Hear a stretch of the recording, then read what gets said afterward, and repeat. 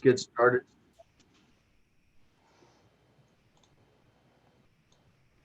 Good evening, everyone. This is the North Santiam Sewer Authority Board meeting and sewer project update number 55. It is July 1st, 2021, and the time is 6:05 p.m. We're holding by Zoom conference call due to COVID-19, or otherwise can't all get together. Do we want to do a roll call? Ken Woodward here. Shelley Engel here. Joel Parks. Dale Weesey here. Danielle Gonzalez for Marion County Economic Development. Peter Olson with Keller Associates. Garrett Frericks with Keller Associates. Keith Bedell with OAWU. Keith Coakley with OAWU. And we see McCray. We can see McCray. Mark Carmichael is here. Arthur Chaput just arrived, and then Jonathan Honeywell as a guest. Did we catch everybody? Oh, and there's Dallin. Dallin's now getting in. All right. He's obviously in the Alps, so there you go. Canadian Rockies, I don't know. That's Mount Timpanogos. Come on. There you go.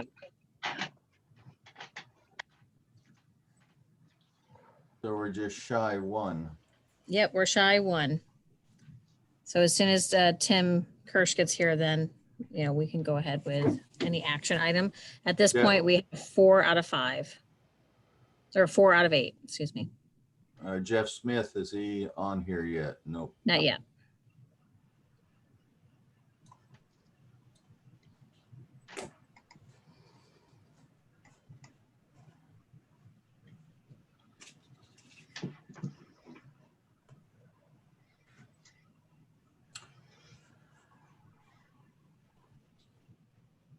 So we do we want to get started or just? Yeah, I would go ahead. Yeah, the old business action approval meeting summary notes. We don't have anything. Yeah, we have to go back to any conflicts of interest or public comment. Yeah, public comment. Okay, first off, roll call, declaration of conflict of interest. Is there any conflicts of interest? Not hearing any. Public comment and questions, please limit public comments to 3 minutes each. Is there any public comments?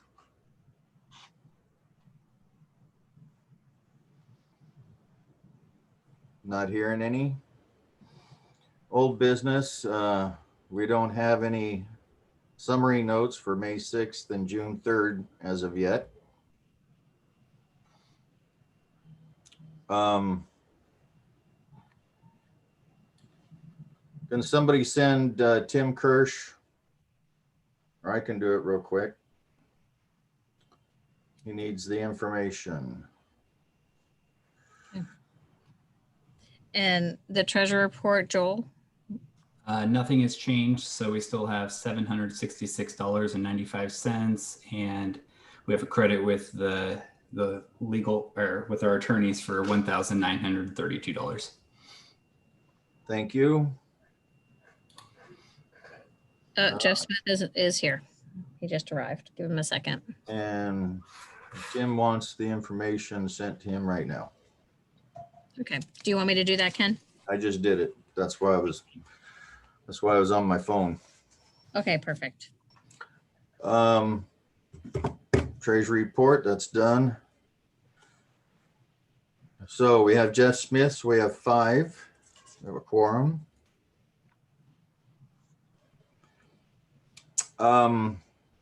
Approval of board policies and procedures. Has everybody had a chance to review them? Any questions? I'm seeing lots of head nods. I just want to make sure. So Shelley, Joel, Jeff, are you there? I just want to make sure he can hear us because we can't see him, so. Jeff Smith, can you hear us? Yeah, I can hear you. Okay, Oh. great. So Ken, I do have one question, and that's a number of times it's consistently been highlighted about the if legal kind of a thing about the executive sessions. Okay. So what is the concern, or what is the reasoning for it to be highlighted? Oh, that's, Danielle, if you don't mind, yeah, I'll take that. It's only Okay. because we add the applicable law. Okay, that's just an addition. Yeah, I just need to add Okay. the applicable law, and I just Okay. didn't have a chance to find that specific piece where I highlighted that. Okay, that's why I asked. I'm like, oh, I know there was a good reason. I just didn't know what it was. Yeah, I found the other one, right, I found the other one where we were talking about the, at the very end where it's the public records request, we got that one, but I just didn't have that one about the executive session. Okay, So that would have to be, that would be accurately represented right after that statement.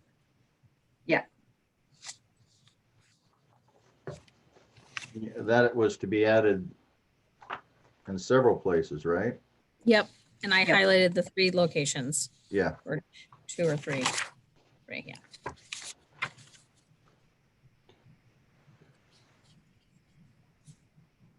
Tim is trying. He's not on there yet. So, do we have a motion to accept? If you want to delay until Tim gets here, that's okay too. We Yeah, can, because I wonder if he has any questions. yeah, Let's we do can the, potentially move on to the update if you would like. yeah, let's move on to the update. County legislative request for North Santiam Sewer Project. Yes. You want to take that over? I'm sure you do. I do. So HB 5006 passed through the legislature as of this afternoon. It was on the governor's desk to sign. That is the giant bill that has all of the appropriations for the state for the next biennium. And $50,000 from the American Rescue Plan was authorized. 40 million of that to go to the sewer project, the 10 for the additional interim work we need to do, being like some in grants and some in the engineering and design. So $50 million towards a project.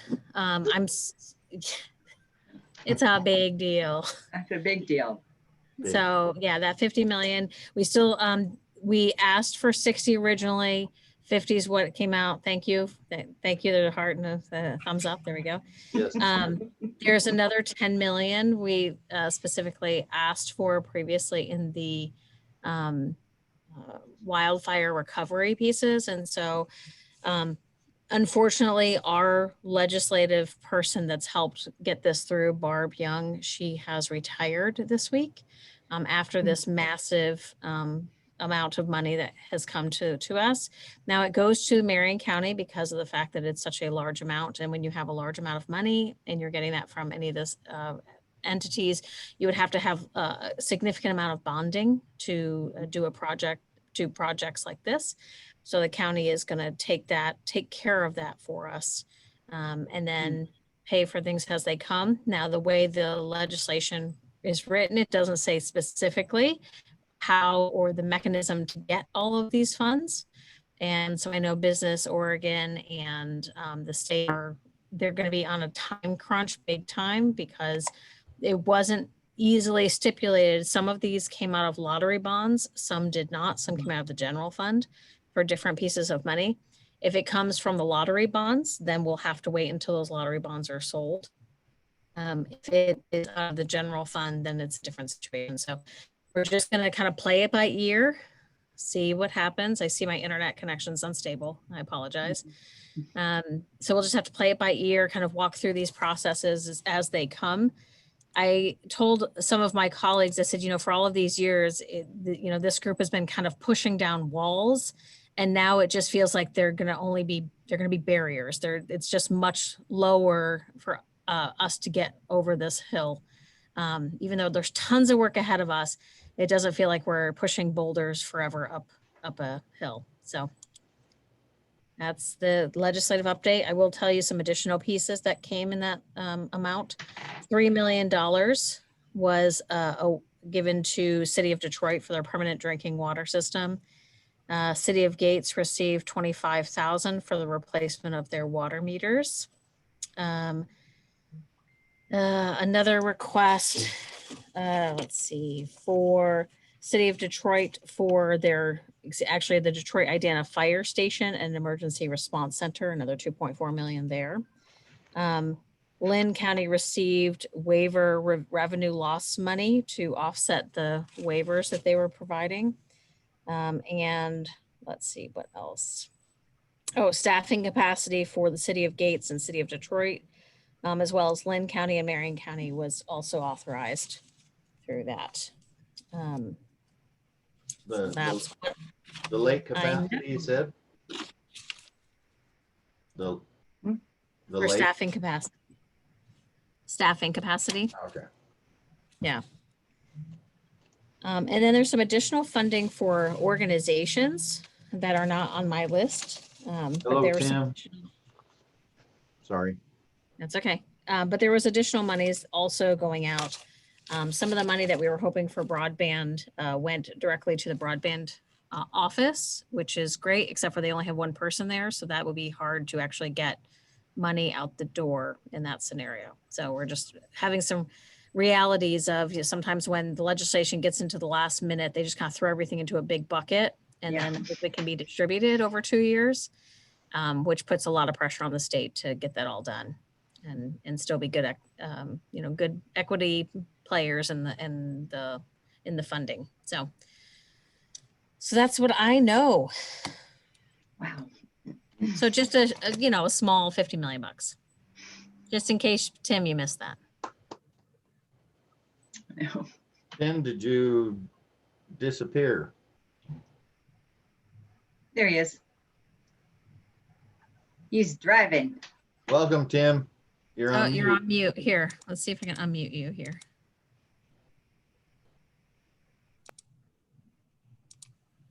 Nope, you just got muted again. Sorry, that was my fault. There you go. Quit muting me. I know a lot of people would like to, but okay, I'm gonna probably turn off the camera and continue driving. So keep talking. I'm here. Did you Okay. have a chance to look at the board policies and procedures?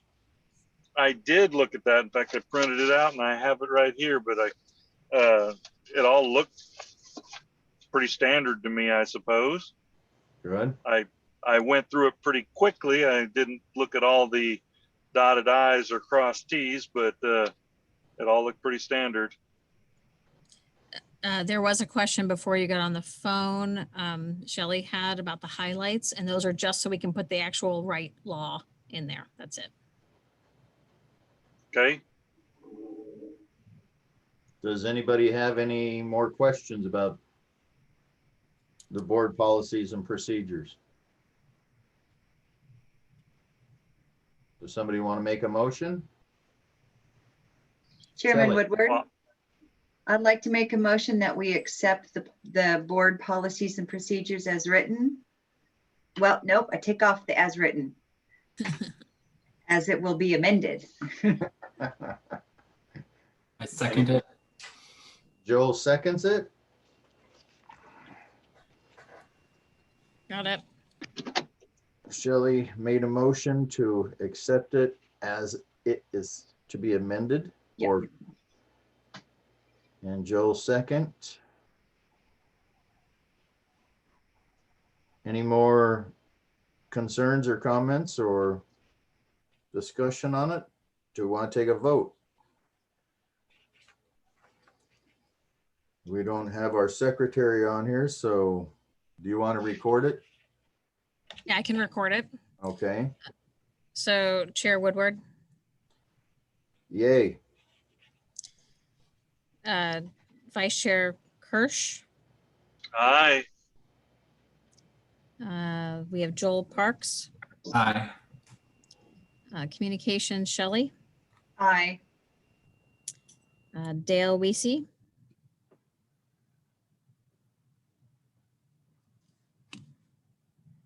Aye. thank you, Dale, and Jeff Smith. Aye. Thank you. Aye. Motion passes. We accept it. Joel, thanks for all your work, Yes. and thank you, Danielle, as well. All right. Good. We have that done. Engineering and design master plan update. Peter Olson and McCray Carmichael. All yours. All right. Thank you. We have a number of items to discuss and hopefully get some direction and decisions to help the master plan be, as we prepare to present the town hall to the town hall meeting on the 14th. I guess that's probably the next milestone or next event here is on the 14th. It's the Zoom meeting for the town hall. Before I kind of dive a little more into that, let me give a summary of a few items that have happened since the last board meeting. So we had, you're all aware, we had the TAC number 5. I think the meeting itself went well. We didn't get quite as many comments or responses to the survey as we'd like, but we did get I would say a fairly decent discussion during the TAC meeting and talking with each member of the technical advisory committee and kind of extracting their input and so on. So that happened, I think it's 2 weeks ago now. The next one is I had a discussion with Mill City with Dave Kinney and Russ Foltz. The filter unit there is, it seems to be blinding. It's having some issues with being able to handle in certain areas on the filter. Russ reached out to us to get some input and advice on that.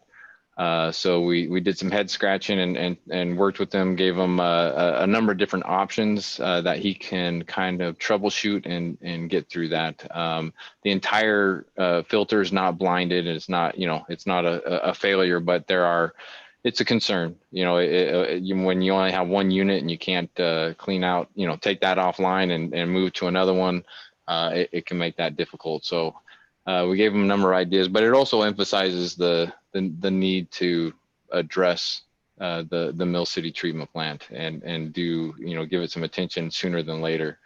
And anything else, I mean, that goes into with next phases, what we're doing, we're scoping out the next phase of the project, and Mill City is obviously a priority there and moving forward with the mechanical plant and scoping out the PER. So McRae or Danielle, anything else you want to add to that specific item? No, I just want to make sure you did have conversations, right, with DEQ. Correct. We had discussions with them about Mill City specifically and what could or couldn't work. There's some flexibility there on moving forward because typically we would do the facilities planning study first and then the PER, but in talking with Tim, there's some flexibility there to do the PER first for the Mill City, the treatment plant specifically. So. And remind us what the PER is for the notes. The preliminary engineering report. So it basically you're encompassing the facilities planning study alternatives within the preliminary engineering report, which is it's essentially skipping a step that you would have in the normal process. And Peter, can you just kind of go over just kind of quickly what the you've got a couple of recommendations that because we have our town hall meeting. I just want to make sure it's super clear of what is the recommended approach or yes. recommended approaches. We threw a bunch out and then we eliminated kind of quite a few. So yeah. And you're saying the approach for Mill City and how to address all that? Well, if we do the town hall, we're gonna get questions from everywhere. So I your guess I'm- your recommendations on what type of system or what is needed in Mill City? Replacement facility? Is that the question, Danielle? Okay, sorry. I was missing that. I apologize. So it's a mechanical plant, advanced treatment plant. So we're not going to continue, the recommendation is to not continue with the existing plant. It is to go to a mechanical advanced treatment plant that would be consistent with the concept of the direct infiltration ponds that the sewer authority will be installing. And so it's what we're looking at and working with DEQ now, as though, and that's a segue into this, Danielle, and I'll come back to that a little bit. But aside from talking with the DEQ about Mill City specifically, we talked to them about overall concepts for disposal for the McCoy site, and had a really good discussion. I still wish it's always going to be the case with the DEQ. I wish we could get more specific and concrete, solid. Yes, that'll work. This is it. But that's asking a lot, to get that kind of response from them. But GSI was happy with the response they got from them. They felt like they got what they needed to be able to scope out the next phases of sampling, testing, and monitoring for the McCoy site to know whether it will or will not work with the direct infiltration ponds. I think we had the right people in the discussion. We had them there, and we got head nods from everyone saying, this seems like a reasonable approach. There's a lot to be answered still.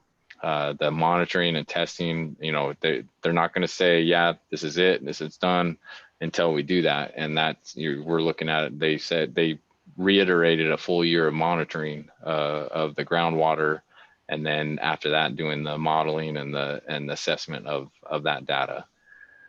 But we did also we're getting some feedback and some examples from the hydrogeologists with DEQ to provide us some input on what they've done in the past. And that has to do with new guidance as a result of, I think they call it the Maui decision, the Maui lawsuit. And so they're implementing new policy and new guidance and direction based on recently resolved lawsuits, or a lawsuit relative to the direct connection with groundwater and infiltration to the river. So it's very applicable. It's very much directing how they're going to review and look at the results that come out of the testing and the monitoring.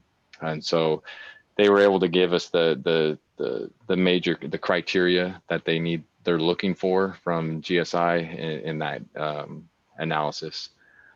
So they're working on those next steps, scoping out the next steps. That's more the McCoy site. The Mill City site, the challenges with that site is we need to address the Mill City's existing system right now. It's going to take, they have to do the same sort of testing, sampling, and monitoring for the infiltration facility in Mill City that they do for the McCoy site. That's going to take, as I said, at least a year. And so what we're looking at and going to be working with the DEQ is to identify a way to have an expanded disposal concept for the mechanical treatment plant when it gets designed, constructed, that will work for disposal until the full infiltration basin with the much larger capacity. It's a bit complicated, and I don't know if I'm going into way too much detail here, but the drain field has the same hydraulic capacity as the water pollution control facility in Mill City. And they're hitting that in December. They hit that and exceeded the capacity. And so we're looking at how can we increase that capacity, either with the existing drain field or additional drain fields. If we do a infiltration facility, a pond there at the existing site, we'd have to do all the same testing, sampling, and monitoring that we would have to do for the full facility. So it doesn't gain us anything as far as schedule. So we have to work within the drain field regulations to find additional capacity that'll work with the mechanical treatment plant that we can get designed and constructed and everything sooner than the infiltration basin. I hope that makes sense. It's all clear in my head, and I'm, communicating that out. So there's moving parts in different directions, but that's the overall concept, to address the short term with Mill City as soon as we can. Good. Now, I think, let me check my notes. Make sure I'm hitting. So I've hit the first 2 items out of the 5 or 6 that I want to hit. Any questions on those? The next item I wanted to talk about is the property identification, and I say identification, selection, acquisition. It's for treatment plant location as well as for the infiltration facility.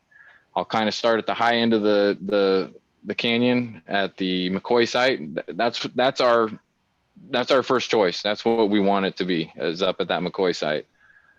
Moving down the canyon, so that one, there's nothing to discuss there. At this point, we've had those discussions. That's the recommendation. We're gonna move forward and do that. The backup, there's 2 other backup sites that are in the master plan. One is the ranger station, and the other one is across the lake, which GSI keeps pushing me away from that.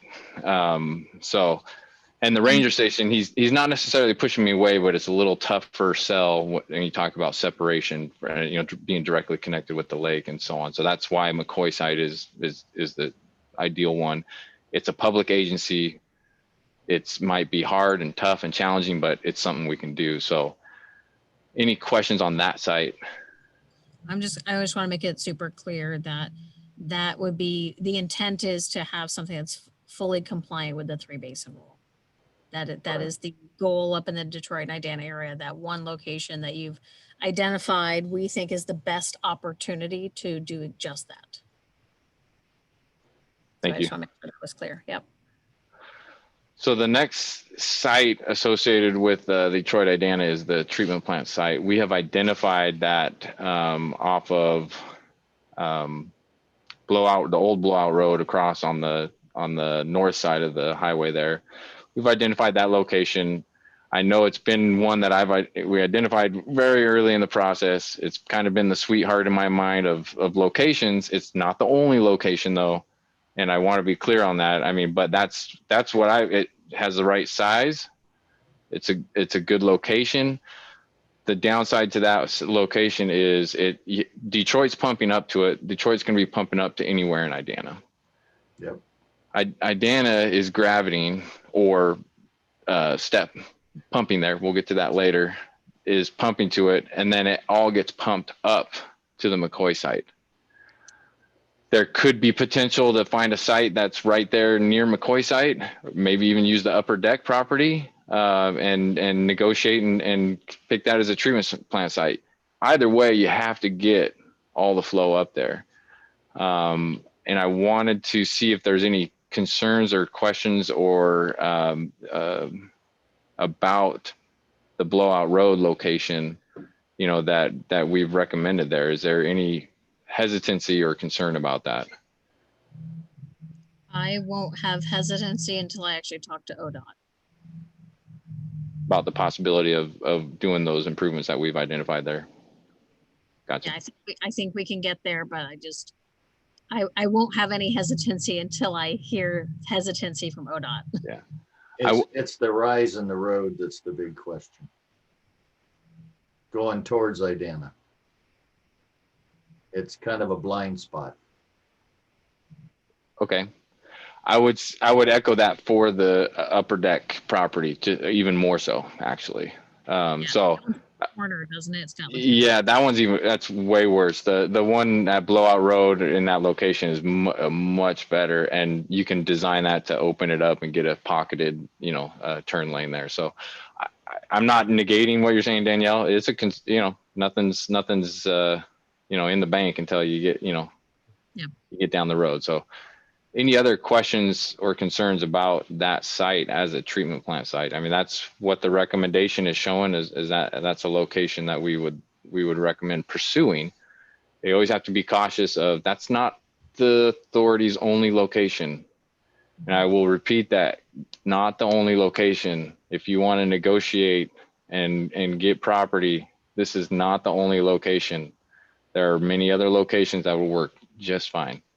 A couple of those properties that we tested for infiltration locations would work probably just as good. So just reiterating that. So I know you folks get out in the community and talk and it's a small community. So Peter, just a question. What about cleanup? When you go in there to build a facility, checking the soils from, previous, whatever they did, cleanup. I mean, that's a big part of it, isn't it? It is. And I think any of the sites we identify here are going to have that component, especially in Idanha, of all the potential sites that I've looked at and we've looked at. That is something that comes out in the facilities planning study. We'll get some actual testing, get some sampling, get some, actual results to say, yeah, this is okay, or it's not, or hey, we may have an issue. We need to dive deeper. Okay. So good. Okay. Going down the canyon, looking in the Mill City area, the treatment plant, the recommendation for a treatment plant location is the Mill City property, which is current city property, which would be a part of the purchase of the system and associated with that is what that would look like in my mind. That's the treatment plant. As far as the infiltration facility, it's less concrete in the Mill City area. We had talked about the what's the property name we called it? The one we tested. I apologize. I'm not doing good on my brain capacity right here, but starts with an F. Somebody help me out here. Fencel. Yes, thank you. So the Fencel property was the one we selected. Hey, that would be ideal. That's the location we want. They did the actual testing.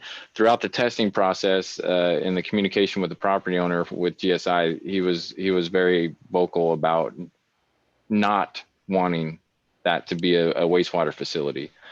There is the Rock Creek location that they also did the testing on. It's a little less sure of an area that we can, it'll drain, it'll infiltrate, but how does that work with the exposed cliffside there, or the drop off, and how does the hydrogeology work there? That's what has not been concluded yet.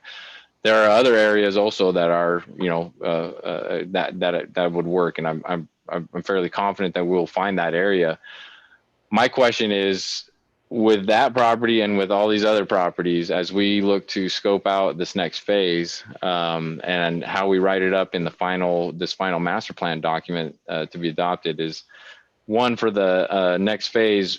Does the board want the sewer authority and or the county to be the ones working through property acquisition discussions, and those discussions with the property owner?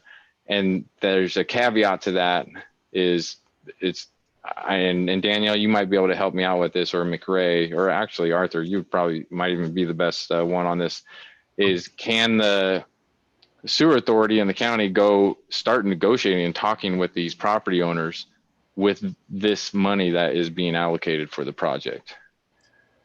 Does it have to follow the Uniform Relocation Act?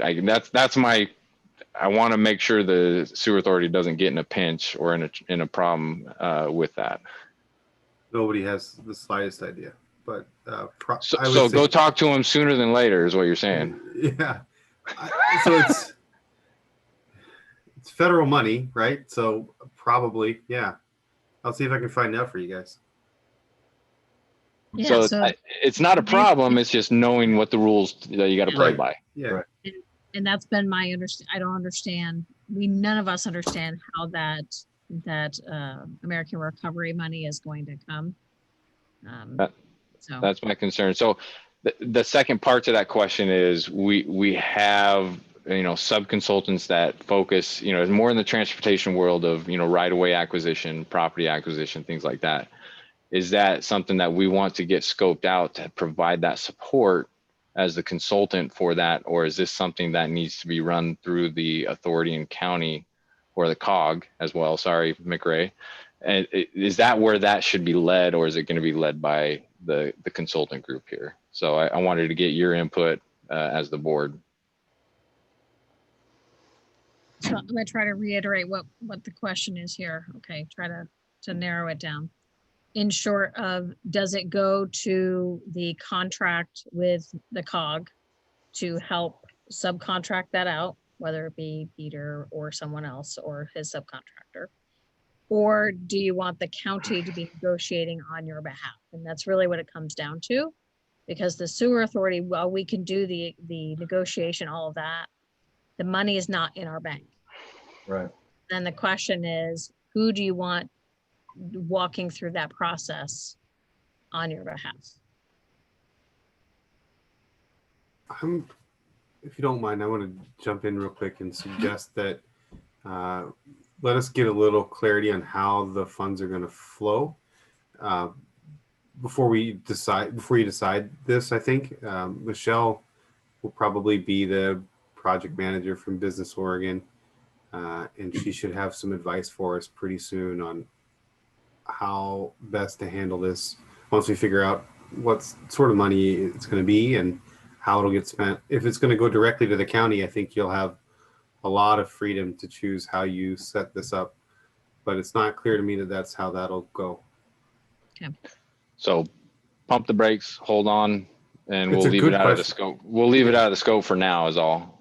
Yeah, it's a good question and something you guys should consider in a few weeks. Yeah. Okay. Yeah, if we can, Arthur, if you could get us a response just by our next meeting, that would be very, very helpful. I'll do my best. Thank you.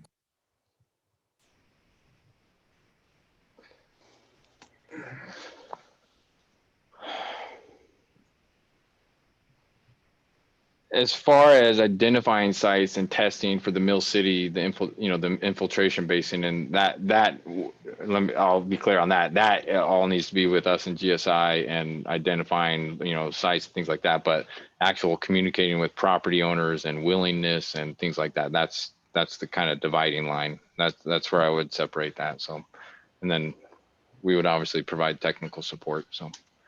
And I would think no matter what, we would want the sewer authority involved. Oh yeah. Just more the question of, leading that process. That's it. Yep. For presentation, so this is a dovetails into the next topic here about the town hall meeting. The recommendation in the master plan is to pursue a couple of these sites. And so in selecting that site is to have conversations with the property owners and do some more due diligence, and then select and do the site specific testing. It's not as 100% certain this is it, this is where we're doing it, but that's how the master plan is going to read. And so I just want to be clear, it's not as direct as we'd want to have for the town hall meeting. But I think, and I can work with you, Danielle, and McRae maybe, and kind of hone that in a little bit of that message, and really more a graphic. I don't want the graphic I had in the last meeting to show up in the town hall meeting. I think people will lose it in a couple different ways. So I want to work with you to make sure that we have a good solid message for that one. But for this group, I don't think we're going to get further along than that tonight. So. Town hall meeting on the 14th. We're putting a presentation together. It will be a variant of what we had for the last board and TAC meeting, but it will be more concise. It's not going to cover quite as much, and it'll be more pointed, and have direct message of this is what, this is the plan, this is what we're doing, instead of, hey, we looked at this, we'll have some of that, to let people know we did look at other alternatives, but I want it to be a little more direct message for the town hall meeting. So anything else to discuss about that specific meeting? And then just to the last item, main item, which is the bigger item to discuss, is the collection system, step versus gravity. That needs to be more defined for the town hall meeting. And so we want to have a pretty good discussion here tonight about that and answer any questions and see if we can come to a conclusion of what direction. In talking with Danielle earlier, and our consensus is going to them with both, hey, it could be step or gravity, we're not sure, and we're going to move that forward later. I think that's a little too ambiguous, for a town hall meeting. And so that's why we'd like to talk with the board tonight and get some direction on that. I would add that it's too ambiguous because of the fact that people are trying to rebuild too. Yeah. So it would be, that would generally be okay if we didn't have such an urgent situation where people need to rebuild and need to have some kind of clarity and direction on what they're willing to invest in now versus what they're willing to invest in later. Yeah. Yeah. Also, Thank you. Project A, Project B, knowing Mill City and Gates is going to be first, due to the testing up in the canyon for Detroit and Idanha. They have to understand that. Yep.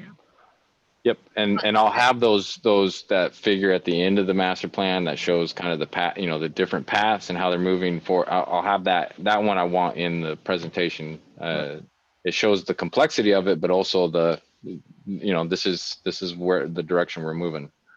And I just want to make sure we reiterate, and Ken, I don't want to keep saying that, they're going first. It's just the Idanha Detroit area is going to take longer to develop because of the fact that we have the Forest Service involved. We have just some more complexity. And so it's not that anything's being put on the back burner. And I think that's, I think, Peter, whatever visual you put together is really show that, yes, we're doing these things in the same time as we're doing these moving forward. Yeah. On. But that's what they need to know.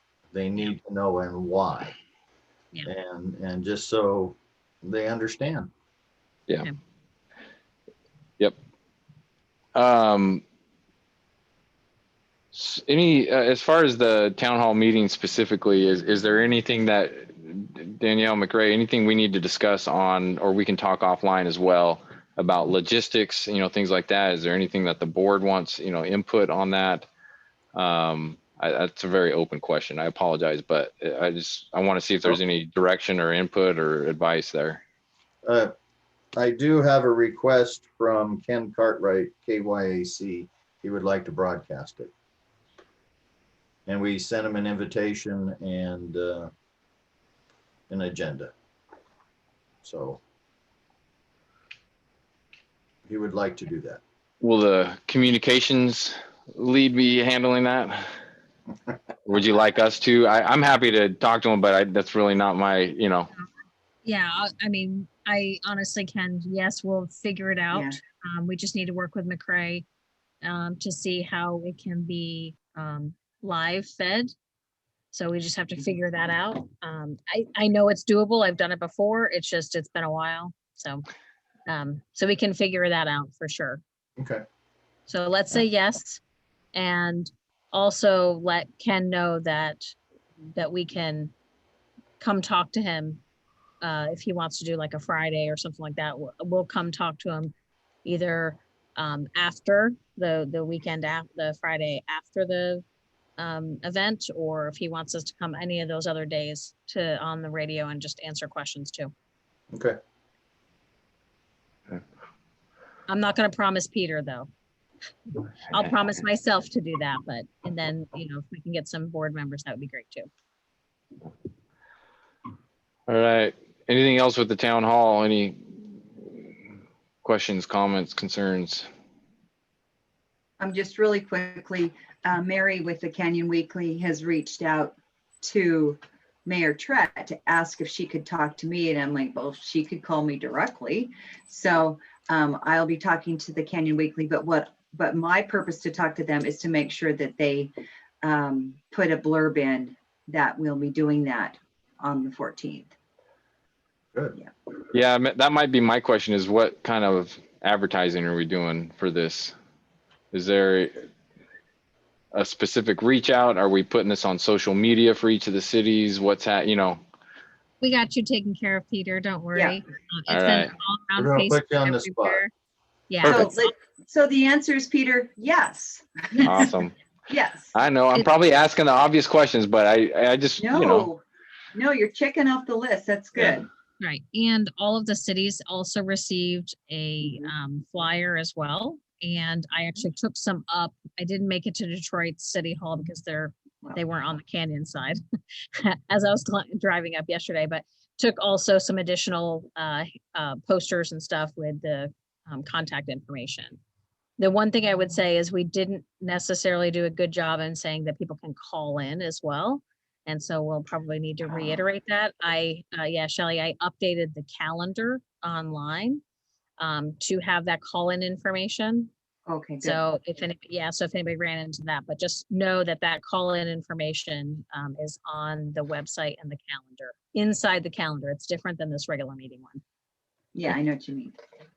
Oh, thank you, because I sent them all to the website. So you Yeah. added another Zoom meeting identification and, okay.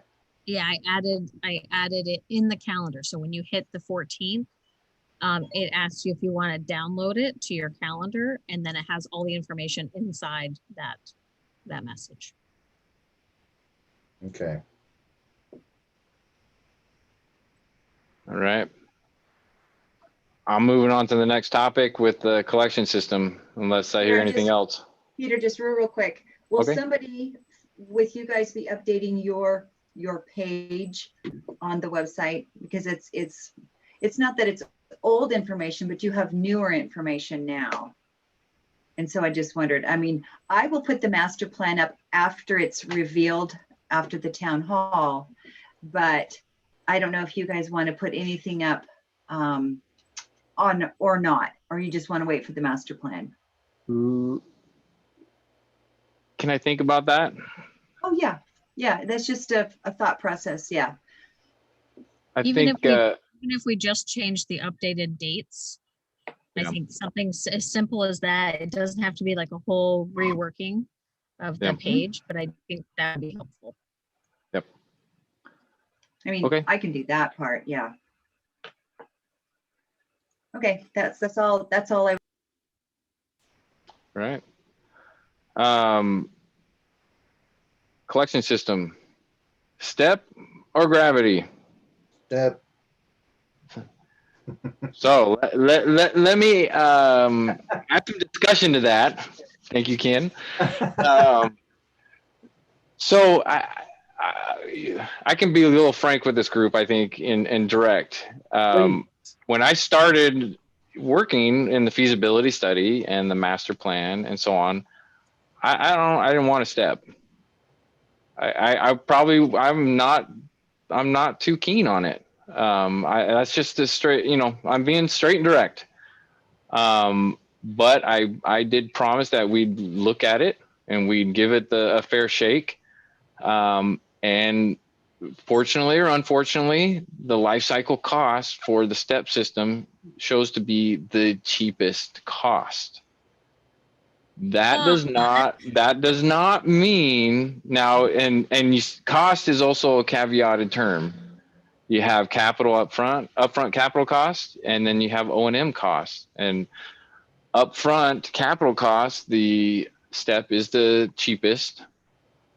For the O&M, your operation and maintenance costs, your pump replacements, you're pumping out the step tanks, every time the operator has to be called out because one's plugged up, every time you got foul odors, every time you got, any questions, your power gets bumped, your blah, blah. I mean, this is a long list. That's your operation and maintenance cost. It's a very tough thing to incorporate that into a cost analysis, that operator friendliness. Something we do many times for a master plan is a decision, I'm calling it a decision matrix, but a matrix to analyze and weight, you know, like a decision weighted matrix, where you can say, okay, we've got capital costs, O&M, operator friendliness, and I wrote some of these down, you know, interim, you know, does it work with the interim situation? I mean the next, you know, 0 to 5 years type of deal. Treatment capability, you know, does it, not treatment capability, but compatibility with the treatment system. So these are all, when we're talking about step versus gravity. So let me add some more details. And these are covered in the master plan. The current recommendation in the master plan, because of the lowest life cycle cost, reads to go with the step. I was visiting with Paul Britannia in the City of Sisters yesterday. You know, he had some interest in this. I had been, you know, poking his brain or picking his brain. Sorry, not poking his brain. Picking his brain at the beginning when we were talking about planning criteria, population growth, so on, because of Sisters' experience with their brand new system back in 2001. I mentioned to him that the current, as it reads, the recommendation says, you know, go with step, and he let me have it. I'm going to be honest. He let me have it with about 20, 30 different reasons why that was a really bad idea. He has experience in Bend with a large subdivision, 250 home type subdivision in his prior life before Sisters. And then in Sisters, they have a very small, I mean, less than 10, I can't remember the exact number of connections that have a pumped gravity system. And he says you get eggshells, you get anything, it clogs up. It's really easy to clog up a 2-inch pipe. It's just, it's fraught with issues. That's his opinion, right? You talk with Orenco, you won't have any problems like this. And they're good at marketing, they're good at what they do, and there's very good applications for the Orenco systems. You know, any of these steps, and I say Orenco, there's a version of the step system. They're good. You know, they have good equipment, good so on. But when you look at a community-wide system, it can cause some problems, and it can be very operator unfriendly with all these. That being said, let me start. You know, I'm going to be both sides of the argument. Okay, so you know, bear with me a second. But when you look at a gravity, you know, doing a gravity system, you have much higher capital costs. In our situation, what we've estimated out at this level is about $8 million in difference.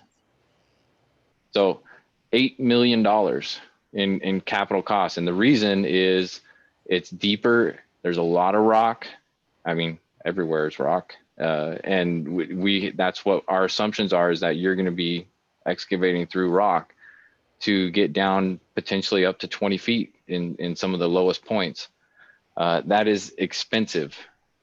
There is the operation and maintenance cost difference. I just did a quick calculation, you know, what we had, and that doesn't account for operator friendliness. This is a different calculation. It's a non-monetary factor, but with the difference in maintenance, it takes 45 years to equate, to come together. We can play with those numbers. We're at planning level here, so those numbers are, you know, not exact, but we can justify different things and plan, you know, put different numbers in there and try and nail down that operator unfriendliness and what that costs to the district a lot better. But because of the high capital cost in the canyon of rock excavation, it makes the step, the initial capital cost so much lower that it takes a lot longer for that operation maintenance cost to catch up. Now, yes, Shelley. While you're on that exact thing, now you're doing economics and geography. So tell me what you mean that it's going to take 45 years to catch up. I'm like, what does? Yeah, so what I'm looking at, it's a good question. We have 447,000 estimated as the annual O&M for STEP. We have 322,000 for the gravity. That Okay. difference is 125, if I can calculate real quickly. So to make up 8 million, it takes 45 years. This is net present value, very basic looks at it. So we are not Okay. economists or financial consultants, but they're very simple ways of looking at it. So that's where I get the 45 years. Now, if we add in some more costs to the 447 to, account for, how unfriendly it is to operators, the more to, if we hone that in, I think we can make that gap come a lot, be a lot less than 45 years. I don't think we can justify getting there in the 20-year time frame though. Okay. And that's typically what we'll look at is a life cycle at a 20-year life cycle. Now, at the beginning, I said we have these decision matrices, and Arthur can hopefully back me up on this. And in some of these master plans that we do and we get funding and everything, it's not always the lowest cost alternative that needs to get selected. Right. There are a lot of other components and implications. When one example, to be nameless is, you have a community that has a operating staff that has lower certifications, less experience, less years, so on and so forth. And let's say you put in a very complicated piece of equipment. We've done them a disservice, even though maybe that was the life cycle cost was lower. It's ignoring, a reality of that organization and their capabilities. I'm not saying that's happening here. That's an example of that. And so when we look at this, we can identify, and like I wrote down 5 quick ones: the O&M costs, capital costs, operator ease, interim situation, treatment compatibility. We can add 1 or 2 more. And what you do is you rank them 1 to 10, and you have a weighting factor.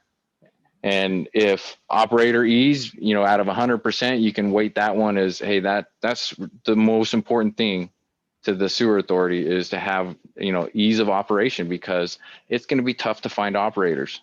That's another component that we haven't talked about yet, is the operator classification or certification level that's going to be required because of the advanced treatment. It's not necessarily the collection system, but the advanced treatment. And that's based on what components are in the treatment plant of what level of certification you need. It's going to require a higher level of certification. It's going to be tough to find that. And so, and it adds costs. And so I guess what my point was is we can add that component into the master plan.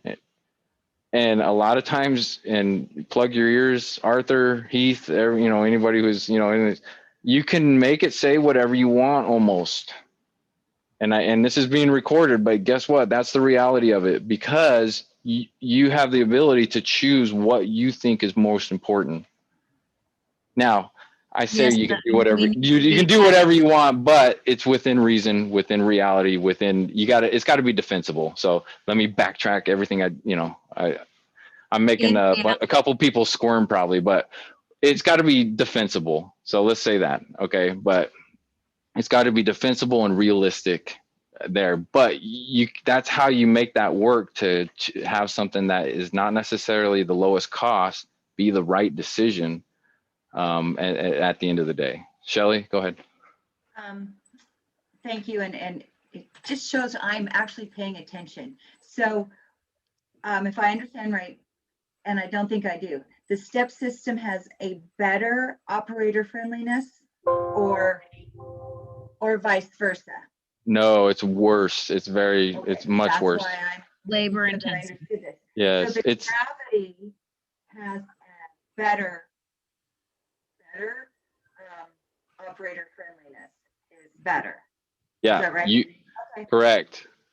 It's less apt to plugging. It's less apt to problems, and issues with operation and maintenance. Now, it does have its forms of operation and maintenance, headaches, but it's not near as much as a STEP system.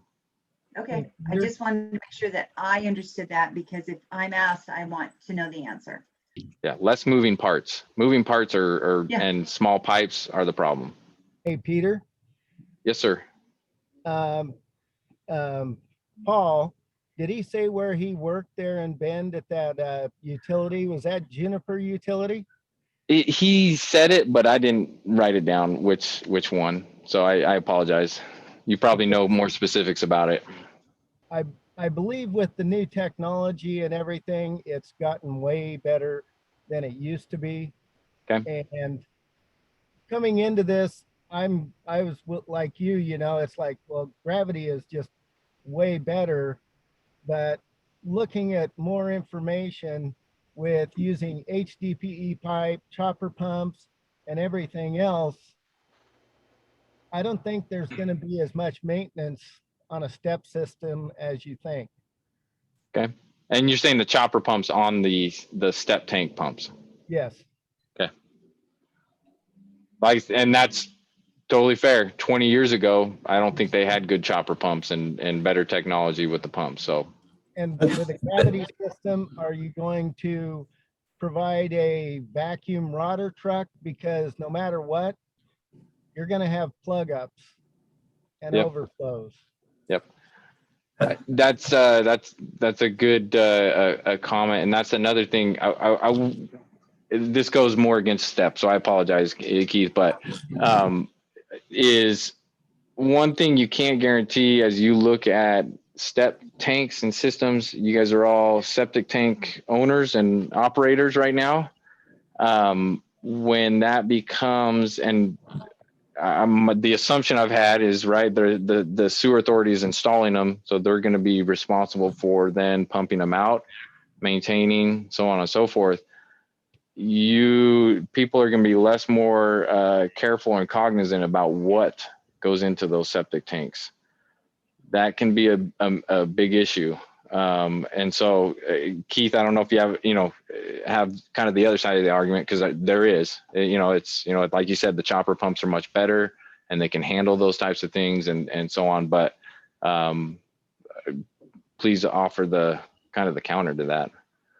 Yeah. And personally, I don't like chopper pumps because they are put in to a system and then the small particles are not removed by screening. I'm familiar with lagoons and stuff like that. And so everything goes into a lagoon. If you chop it up, you need screening on systems like that.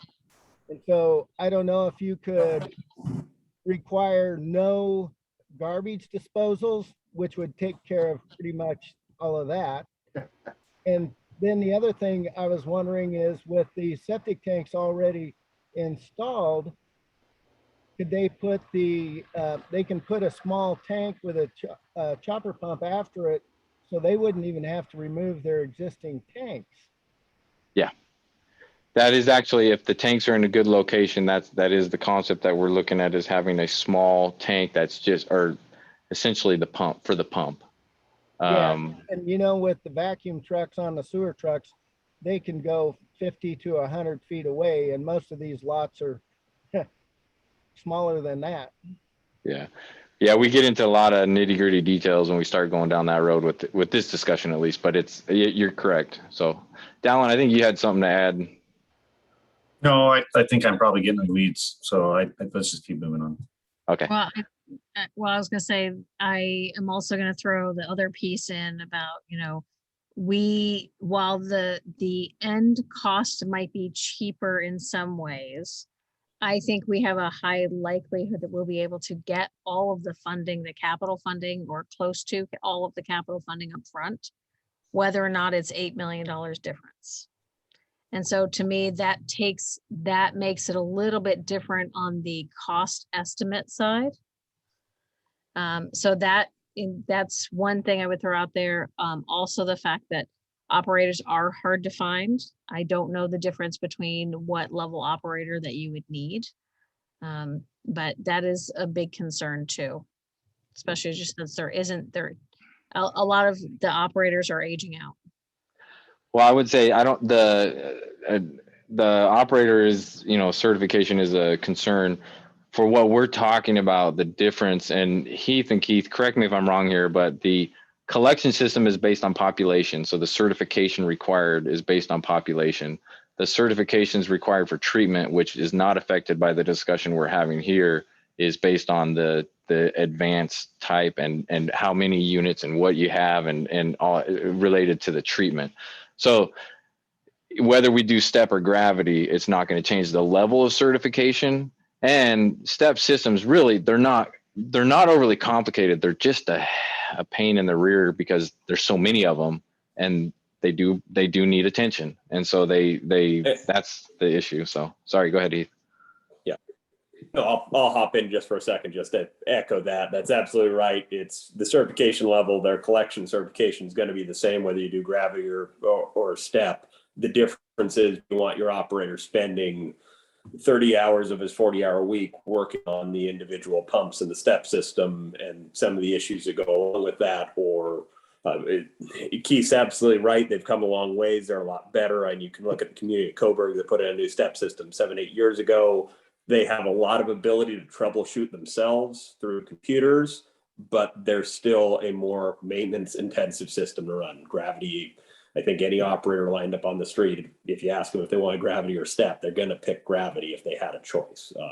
It's just an easier system to run. So, yeah, this system just has that initial capital cost that it's a tough pill to swallow to get there. Also, like you're saying, with the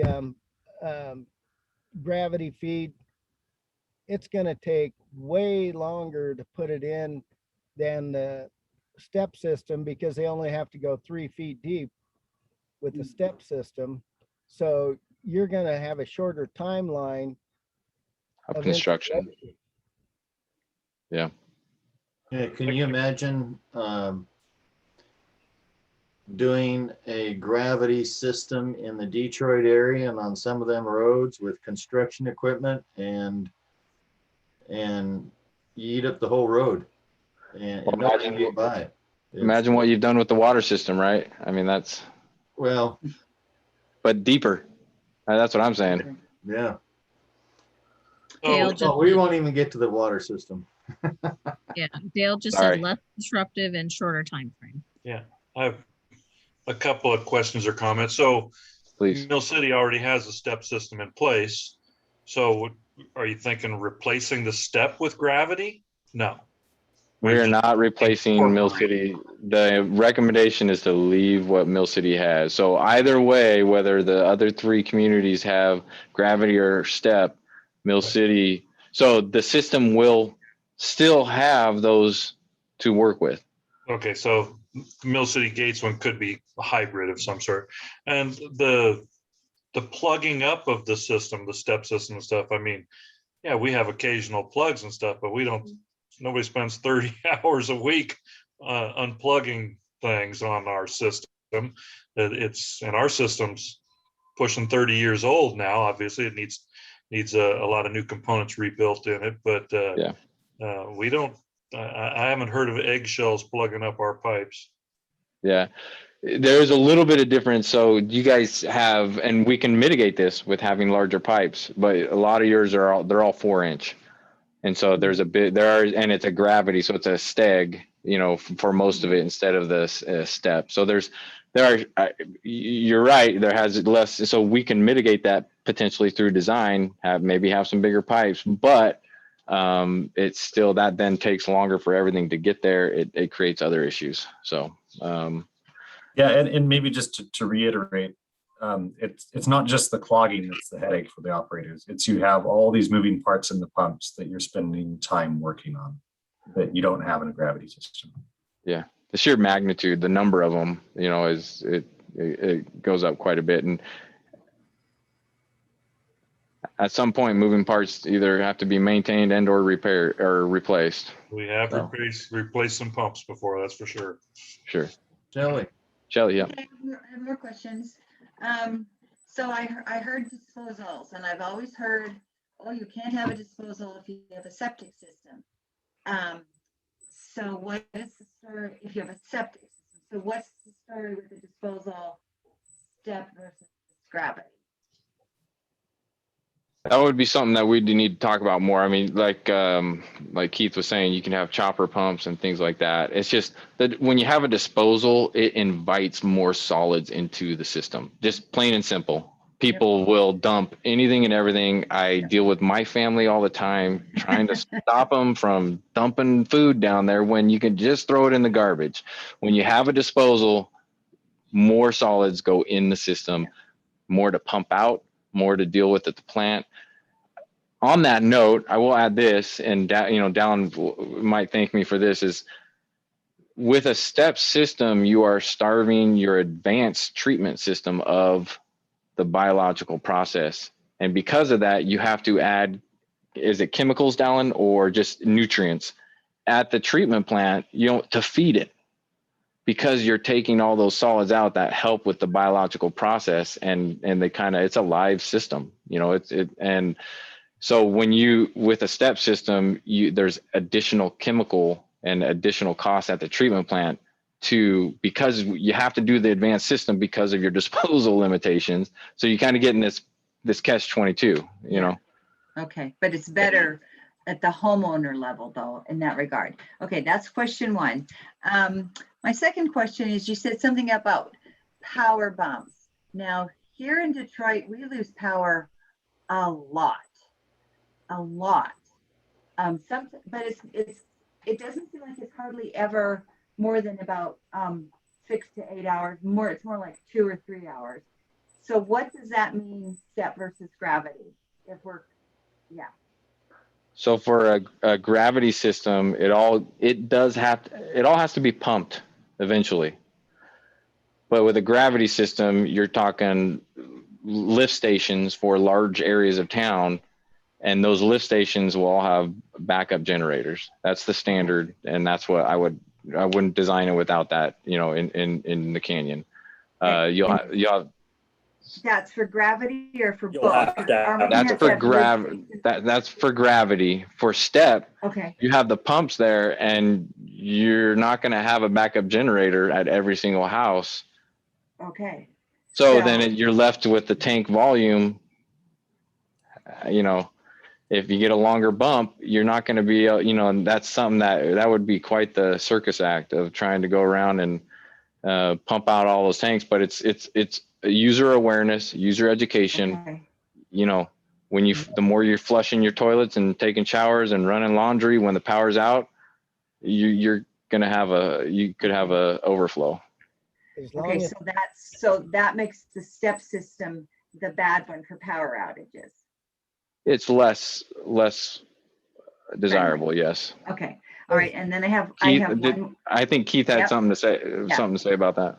Yeah, because Shelley, if the power goes out and your pump stops working, but you're still provided with water, you're still going to use your bathroom and all your other stuff. So that's where the possibility of it overflowing. Sure. Yeah, no, I understand that completely. You're not going to run your dishwasher or your washing machine if you don't have electricity, but you still can take a shower, till your hot water runs out, but you can certainly still flush your toilet. So that's why I'm asking these questions. And then along that line with the electricity going out, and I'm sorry if I'm taking up so much time, but You're good. No, go ahead. Oh, this is perfect. This is great, Shelley. Don't apologize.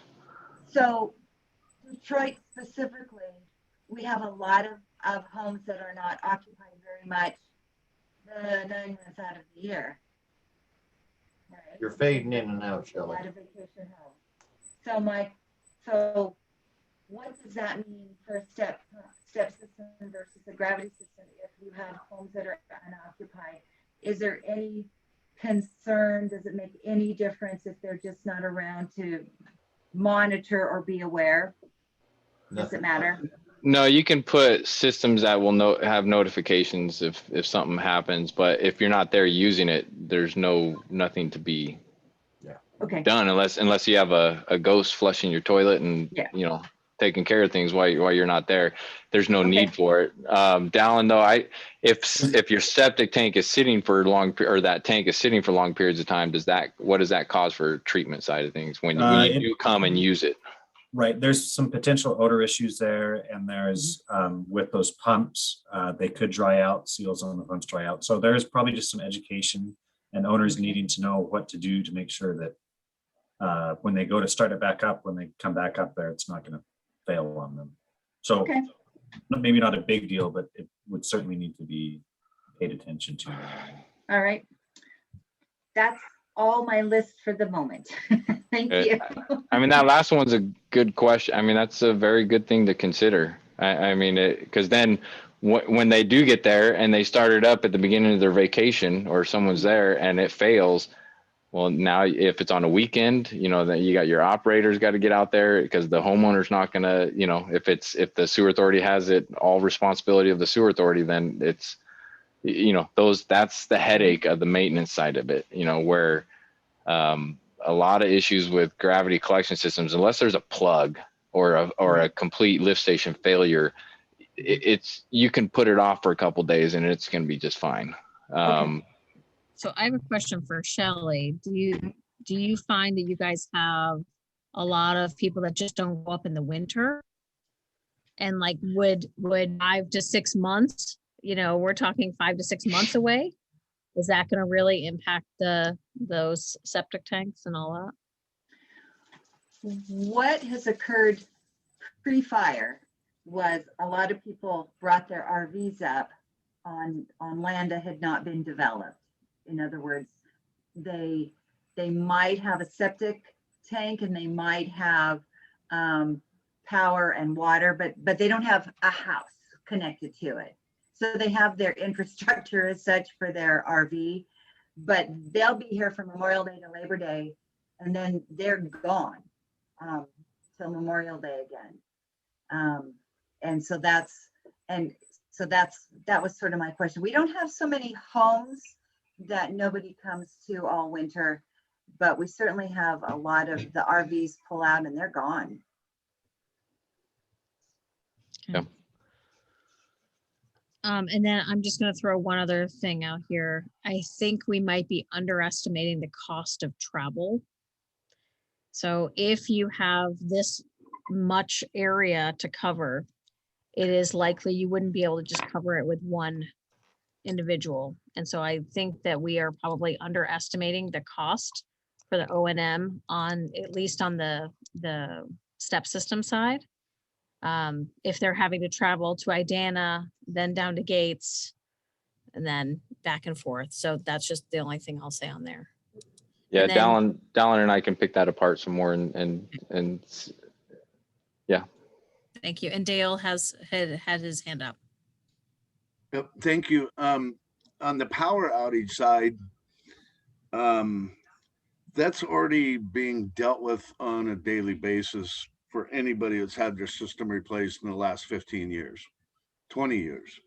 Unless somehow you skated through like me, where I had a single stage steel tank that was gravity fed, you're not getting anything put in the last 15 or 20 years that didn't require power in the first place. So everybody should be, for the majority, I see you, Shelley.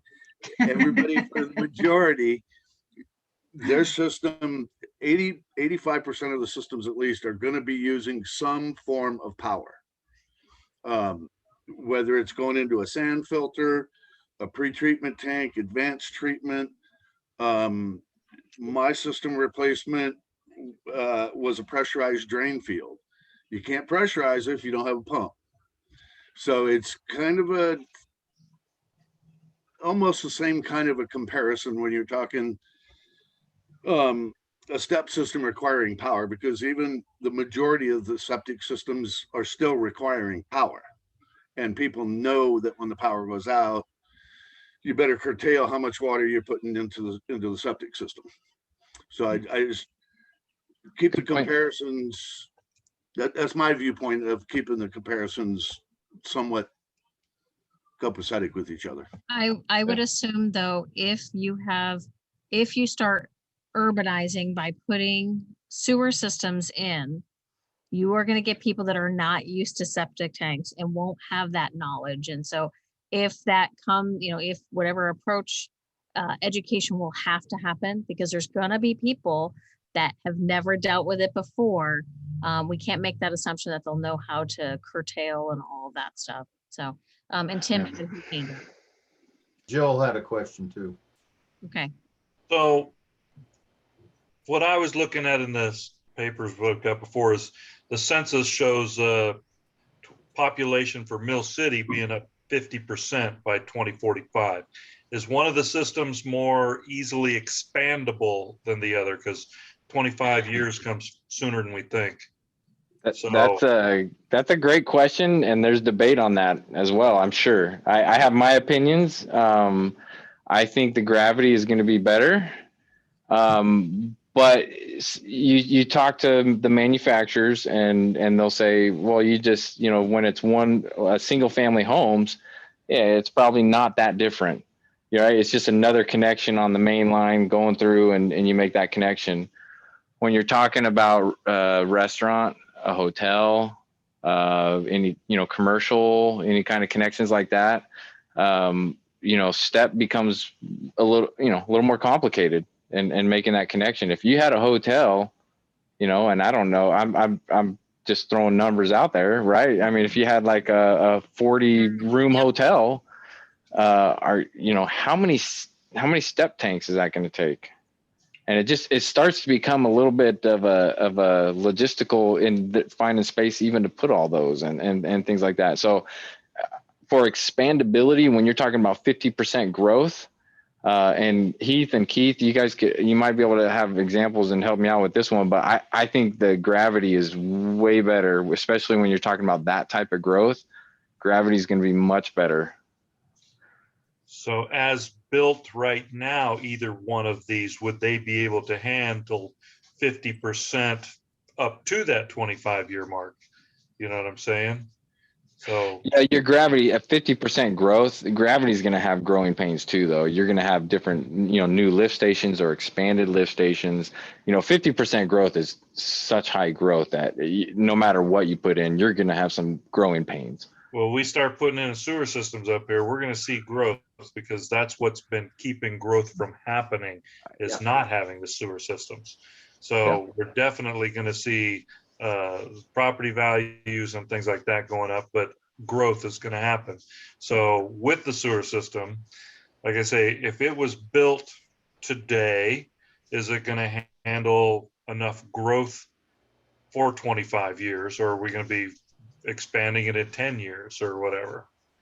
That's a concern of mine, and I'm like I said, Heath or Keith, do you guys have any input on this expansion aspect of step versus gravity? I think with the step system, if say you were putting in a hotel or something like that, it would be like everything else. It'd be on the engineers and the developer. They would have to provide the tanks or anything else to be able to handle it. Just like a brewery, they have to treat their own waste before they can dump into a sewer, which could curtail a hotel coming in just because of that. Yep. So, it's like everything else. It's on the developer to provide the equipment and everything else before it goes into the system. But once it goes into the system, it would be the operation and maintenance with the authority, I would assume. Not always. With something like that, you can make it their responsibility up to the property line or whatever, just because of the size of it. So you can have like a trigger, some kind of mechanism like a trigger that would say if you have flows above this, then you have to operate and maintain it yourself. Again, that would be a deterrent. Like you said, that could be a deterrent for that growth. What does the canyon want? Yeah, and that would be in your ordinances. Yeah. It just have to be set up thinking for the future of, everybody doesn't pay the same, residents pay this much, commercial, industrial, that's different for each one. Yeah. So it looks like Okay. Joel. Well, I question. want to let me hear from Heath real quick on that one. To stay on that same topic before we kind of jump. Okay, I was just going to add a little bit to what Keith was saying. In that you curtail it. It's not necessarily about the volume the industrial user is discharging, but the strength of it. So like a brewery, their strength is so strong. That's why you really want to have a good industrial pre-treatment requirement. So if you do have a brewery come in your new system, that's absolutely great. But you want to put the onus on the treatment of that to a residential standard before it's discharged to your system on them.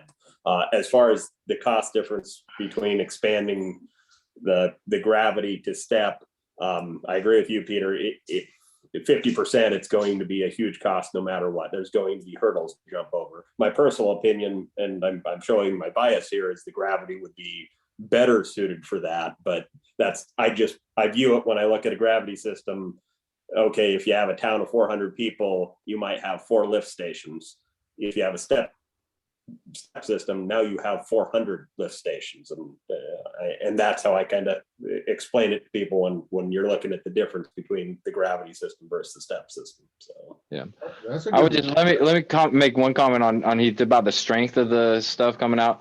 You're going to have a pre-treatment ordinance no matter what you have, whether it's step or gravity. Yes. So I agree with that. I agree with what you're saying. It's just step versus gravity. You're going to have that pre-treatment ordinance no matter what. Yeah, and please have that in place early before those industries come to town. We want those industries in town. We just want to be sure those rules are in place before that happens. Yes. Also, All right, go ahead, Ken. Also note though, Joel, excuse me, Joel had a question. Oh, I just had a question on what certification the operators had to have, because I looked on the site and it looks like it goes up to like D4, and just for researching. Yeah, I was looking at that recently, Joel, and we'd have to sit down and spend some time and add up all the points, right? We'd have to go through each individual one, and we wouldn't be able to say 100% now, but I would say it'd be at least a level 3, but don't hold me to that one. It's going to be a higher level because of the amount of treatment and the type of treatment. So Okay. Which I believe at Yeah. the county, we only have a level 2, is my understanding, is that we only have a level 2. At the Yeah. county. Mhm. Yep. And Yeah, what, and just go ahead, Heath. to clarify a little bit with that, as Peter said before, the collection side, that's all based on number of connections. So I'm guessing you'll end up being a collections too, based on your number of connections. The treatment side of it's all based on the points. So if you're doing this type of treatment process, it adds this many points. You add an additional process to it, it adds this many points. That's why Peter will have to do a bit more legwork. If it's an SBR, whatever kind of plant you're going with, that's what's going to take the treatment certification. And you're right, Joel, it goes up to 4 on both sides, collection side or treatment. It's levels 1 through 4, 4 being the difficult certification to get. So, I mean, we're talking, each one requires 8 to 10 years to go up to a different level. I mean, they're tough certifications to get. Okay. Sorry, go ahead. Was that your question, Joel? All right. Yeah, I just wanted to say something. Thank you, Heath, for shedding some light on lift stations, on the gravity. Like you said, 4 lift stations, but if you have 400 residents, you got 400 lift stations. So that's a good point. now with Mill City's system, we have what, 4 lift stations here in town, with 4, 3. Anyway, 4 pump stations, but we gravity feed to those stations, if I'm correct, and then it pumps out from there. So not Yep. every tank has a pump on it. Well, for your system, that's unique. It is really, Mill City system is really a unique type of either, a step or steg. I've endearingly called it a steg, system, but you have, I think 8 or 9, Dallin, maybe you correct me on that, but pumped systems, and the rest are all gravity out of the septic tank.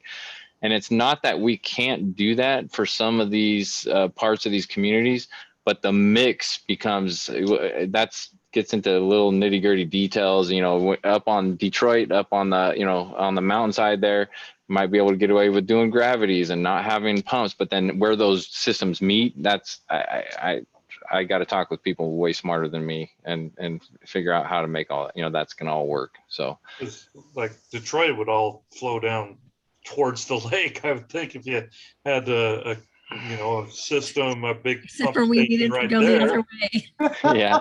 One big pump station, right? Yeah, Detroit is super complicated. We can go over those details another time, but Okay. even going towards the lake, it's like this. It seems pretty flat, but it's all over the place. So It is flat at my house. Okay, so this is I just have a question that I've never been able to comprehend, and now it just seems like the right time because, so I've always lived, well, not always, but I've almost always lived in subdivisions and things where there's just a pipe that goes to the street, period. Fading in and out. The pipe just goes to the street. Yeah, and so let's say that we still have, someday we have a whole bunch of buildable lots after we've converted to a sewer system. Can't they just, when they sort of do the infrastructure of the subdivision, can't they just run a pipe to the sewer line? I mean, why would they need to have tanks? well, if we do a step system where they're all pumped, that line out in the street is pressurized. Versus the other ones would just be strictly gravity. Yeah, that'd be, yeah. Yeah, the gravity system would be just gravity, and you need topography to make that, to make that work. So in Portland, on the west slope, Uh-huh. I just have a sewer line that goes to the street. I don't have a tank, I don't have a pump, I don't have a grinder, I don't have electricity. It just goes away and I get a bill for it. So that means that I'm gravity fed? Correct. Yep. Correct. And Kansas and Louisiana and British Columbia. Okay, so Well, all the places I've lived. Most municipalities, that's what they have. Any 95%. community system. Yeah, 95% of the community systems are gravity fed systems where it takes Right, water flows downhill and it has some solids in it. right. So it is easier for the future system to have because brand new homes that will be built someday won't even have to know about septic tanks, because that's what Danielle's question made me think about. If you've never had one, you're not going to have to worry about it if you have a brand new home, because it's just a line to the sewer line. Yep. Okay, thank you. I have never understood why we can't just hook a line out to the street when we bring in the sewer system like I have in Portland. So we could technically, if we go to a gravity feed, is that correct? Just a higher upfront cost, yes. Yep. Higher upfront cost. And so I guess I'm just going to drill to this again. The higher upfront cost, but over the span, is this where this 45 thing comes in? Mhm. You don't, with the gravity system, you don't have all the 400 pumps for the 400 homes. Right. You don't have the energy and electricity. You don't have the replacement. You don't have pumping out all the solids in the tank. You don't have, so you start adding up those operation and maintenance costs. That's the difference. The one Now, thing, you do have other operation and maintenance costs for a gravity system. Those pipes that you flush your toilet, that goes away. Right. They clean those pipes. They maintain the manholes. They take care of, the pump stations that it eventually gets to. They take Right. care of those. So You also got to buy property for the pump stations usually. And there's a lot to it. There's a lot of cost. That is- similarly, you have the easements and access for every step system as well. For those, you have to have access for the sewer authority to get to every single step system. Yeah, but you don't have to buy that. They're going to That offer is- hey, Peter, Isn't that part of the right of way? And I don't know if Detroit's kind of It's- weird on their rights of way. I wouldn't call it right away. It's on private properties where those tanks are going to be located, and they have to have an easement dedicated for the sewer authority to access and maintain. That's right. So we'll go back to the conversation we previously had. Detroit has some really bad easements. Like utility easements are a problem up there. But I will throw that out there too. But Just you gotta to- buy just to keep generators, reminding you us. gotta generators keep for the reminding lift station. You gotta do all that stuff for a gravity fed system.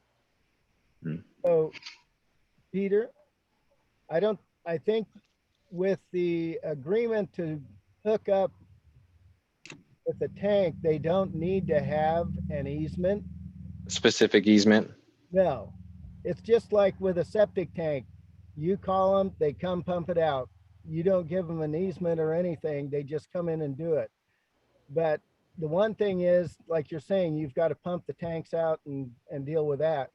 But in a gravity system, then you're dealing with all that sludge, leftover biosolids, whatever you call it, that you're going to have to deal with also. You meaning the homeowner? No. No, The sewer authority. sewer authority, O&M cost. Yeah, you have to deal with it at the treatment, the lift stations and treatment plants and all along the line. But you get at the treatment plant, you try and separate it as much as you can from the liquid. And for more advanced plants, you would, process it, treat it, dispose of it. But for this one, what we recommend is just landfilling, because you're not going to have the scale, to do a biosolids treatment.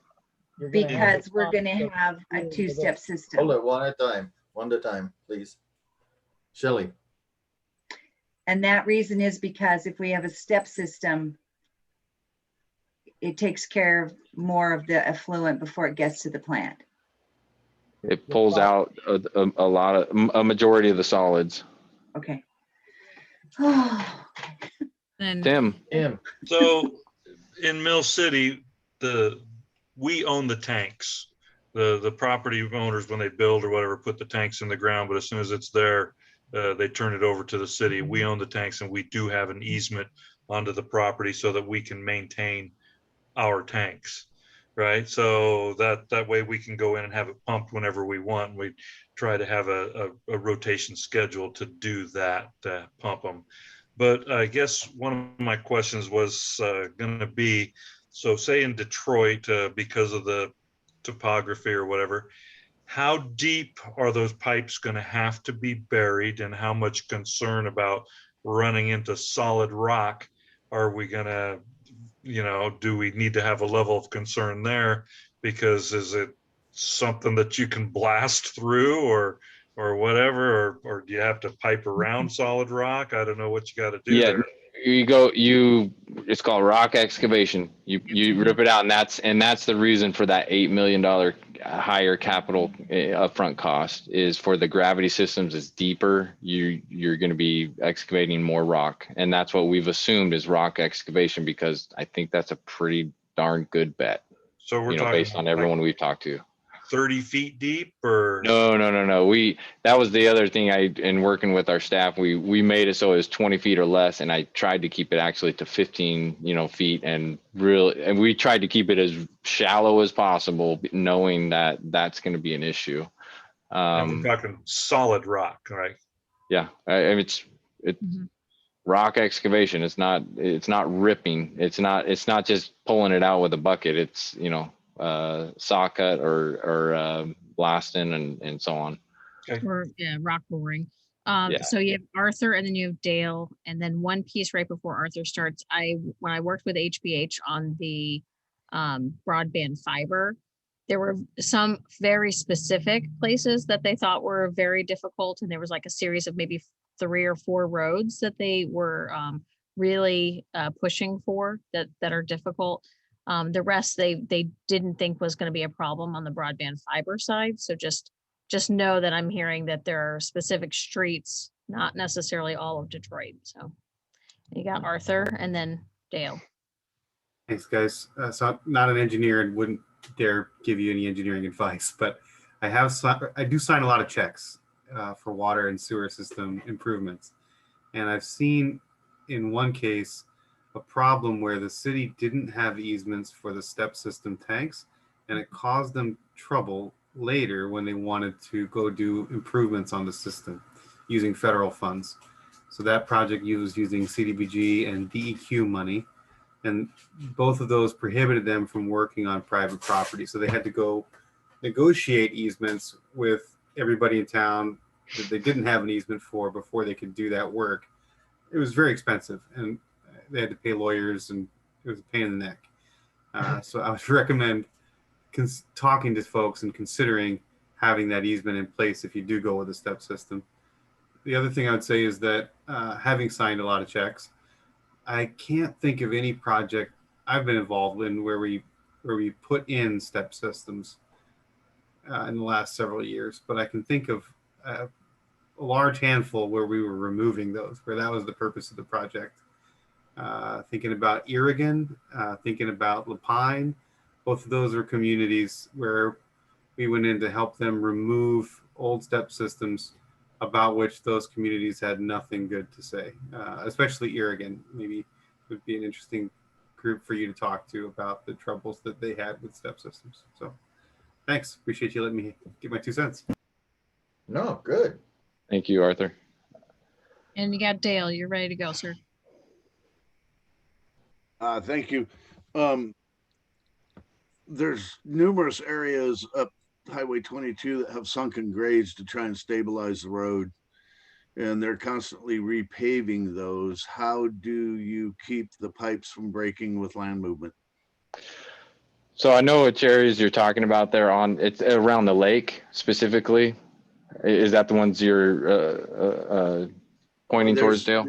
There's 1 or 2 along Big Cliff. There's one right when you come out of Mill City heading east that always has some movement. And I mean, if we're 15 or 20 feet deep in hard rocky stuff, that would, I mean, preventative somehow to keep it from breaking if there's land movement.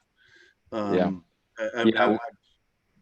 and that's just what you're talking about there is when we're in rock, it's as good as you're going to get. It's that soil movement on the surface and the slides and things like that with that rock. We'll be working with geotechnical engineers, getting their input, their insight on the specifics. And then where we have very specific concerns where we know there's a slide or there's movement, there's ways to mitigate that with specific pipe and short sections. And there's different design techniques to mitigate for that. And that's for both. When you're looking at the step system with the pressurized system, I would imagine HDPE is going to be a very good candidate for the type of pipe. It would be very forgiving, or it's probably the most forgiving when you're looking at ground movement. I shouldn't say it's forgiving, but it's more forgiving than other types of pipe. So there's lots of different design, and I would say for the step versus gravity, that ground movement, actually the step is probably a little less good because it's closer to the surface, and so you're going to have more movement in those in that area as opposed to deeper excavation. Okay, and then what about I know we've talked about infiltration, I can't remember the second I. Great point. How do we size pipe and treatment facilities? I mean, we just had a once in a century heat wave, maybe a millennia. What happens if we get a once in a century or millennia downpour and it's gravity versus step? So with the construction these days, what we're seeing in newer systems like Aurora, their I&I is very minimal. It's all about inspection during the construction process and make sure the contractor is doing it per the specifications and installing it correctly with proper bedding, proper connection, getting the pipe constructed correctly. That's going to mitigate the majority of what you have and making the manhole connections, solid and proper. But over time, the step system is going to have less to no I&I because it's a pressurized system. I guess I would hope there would be no I&I in a step system. Let me rephrase that. And so it's much easier to plan for in the long run for that. You will have some INI with a gravity system, but with the newer systems, they're much better. You look at, and the pipes as well. You go look at towns like Newburgh, they have a ton of INI, but they also have their older parts of the community are clay pipe that, there's some places where the pipe's not much of a pipe. It's just a hole in the ground. And so the INI is due to those things, and they're fixing those, but this newer system should not have nearly that issue. I don't know if I answered your question, Dale, because I really got on a little bit of a side tangent. No, you did good. And if you could just, for my own knowledge, what's the second I? I can't remember. Oh, inflow and infiltration is what it is. Okay. Thank you. Inflow is surface, infiltration is groundwater. Okay. Got it. Thank you. Yep. So I have a question for Arthur. Do you see harm in us going with the not cheapest approach from the check signing side? I think Peter pointed out that he's got preliminary numbers and that there's more assumptions to make to figure out which one is cheaper, right? So the gap may shrink as you continue to work this project. I think if you were going for like a normal USDA project or block grant project, you'd have to really explain why you weren't going with the cheapest life cycle cost, and we might give you a hard time. But that's not where you're trying to get your capital funding. So I'm not sure if I can really answer that, Danielle, but I'd lean towards not a problem the way it normally would be, if that's helpful. Okay, thank you. Yeah. You sounded a little like the DEQ, Arthur. Yeah, wishy-washy. Yeah. No, look, if you're getting the legislature to write you $50 million checks, you're not going to be going through the normal ringer that you would be with the regular grant application process. Although, Peter, I would recommend writing your PER with USDA's requirements in mind, just in case. Yeah. Agreed. And we will likely be going after a federal appropriation. And now that they are back into regular order, appropriations at the federal level have been reinstated. Yeah, earmarks. So we're going earmarks. Thank you. And we will be going after one of those, and also grant funding, if we can. We're gonna go both pathways on that one. Yeah. So my inclination would be to say, if you're gonna try to get your legislator to write you an earmark, right? You're not going to be going through the CDBG rating and ranking and scoring process that looks at whether you pick the lowest cost alternative. So it probably won't be as big a deal as it would be for another community, but still make sure you have a really good explanation for why you didn't choose the cheapest option if you didn't. And I think things like difficulty finding operators, difficulty with maintenance, lots of people out of town for long periods of time causing problems. You've listed a dozen reasons on either side, right, that you can use. So okay, thank you. And Dale has his hand up. Yeah, again, that never has crossed my mind, is if funding is contingent on how a funding agency views one system or another, or the cost one versus another. Can you expound on that a little bit for me? That never even crossed my mind. Here's an example. So in John Day, Oregon, they have a similar sort of problem. I guess it's the opposite problem that you have.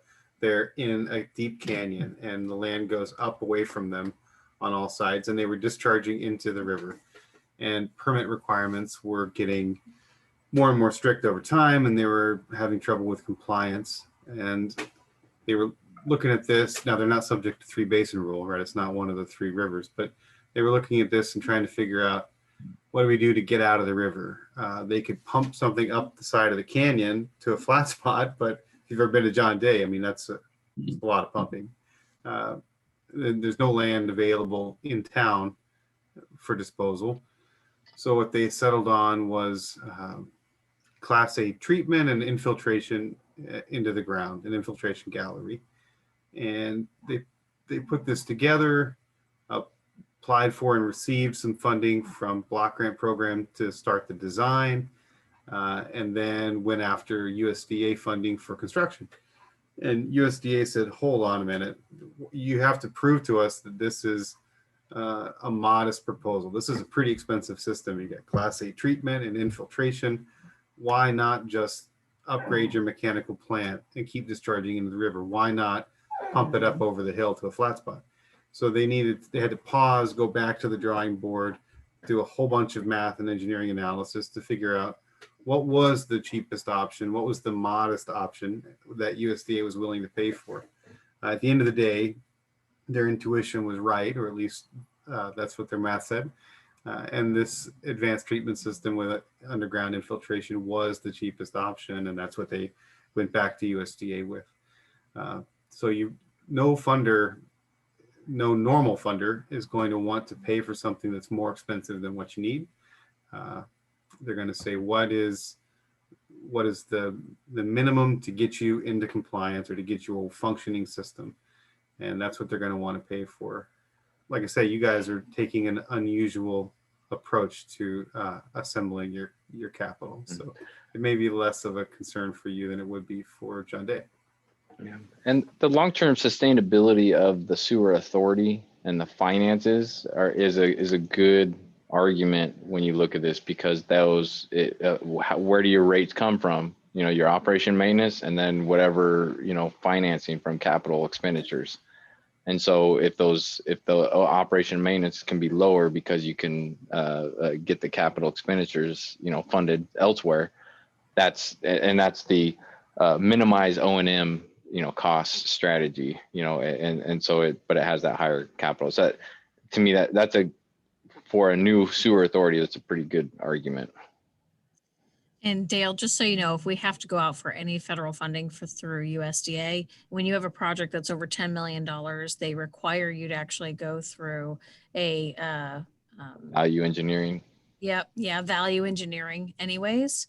Yep. So having this conversation and really thinking through all of these pieces only helps us more in the future, because a value engineering would literally look at the exact same things.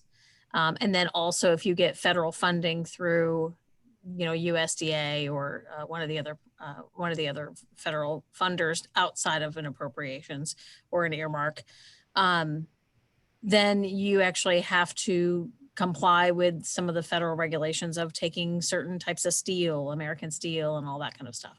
So there's some additional requirements. So that's part of the reason why we're looking at these creative financing packages as well, to try to minimize that as much as possible. So just know that we've got all these in the back of our heads, just kind of swimming around to make sure that we can get a project moving and off the ground. So Peter, let's say you decided gravity in Detroit and Idanha. People have tanks. People just moved back on their property and had to put in new tanks. What happens then? So that's a tough question, because every site is going to be a little bit different. Every property is going to have to be looked at. Where's their tank? What's the topography? If you're doing a gravity system, you would prefer, to intercept it on the upstream side of the septic tank, so that you're getting all the solids and everything coming out of it, unless the property owner says, they have some kind of sweet connection with that septic tank and they want to dispose and take care of the solids themselves. The sewer authority would not, take ownership of that. And so the challenge that you have is backyard septic tanks and drain fields. I know.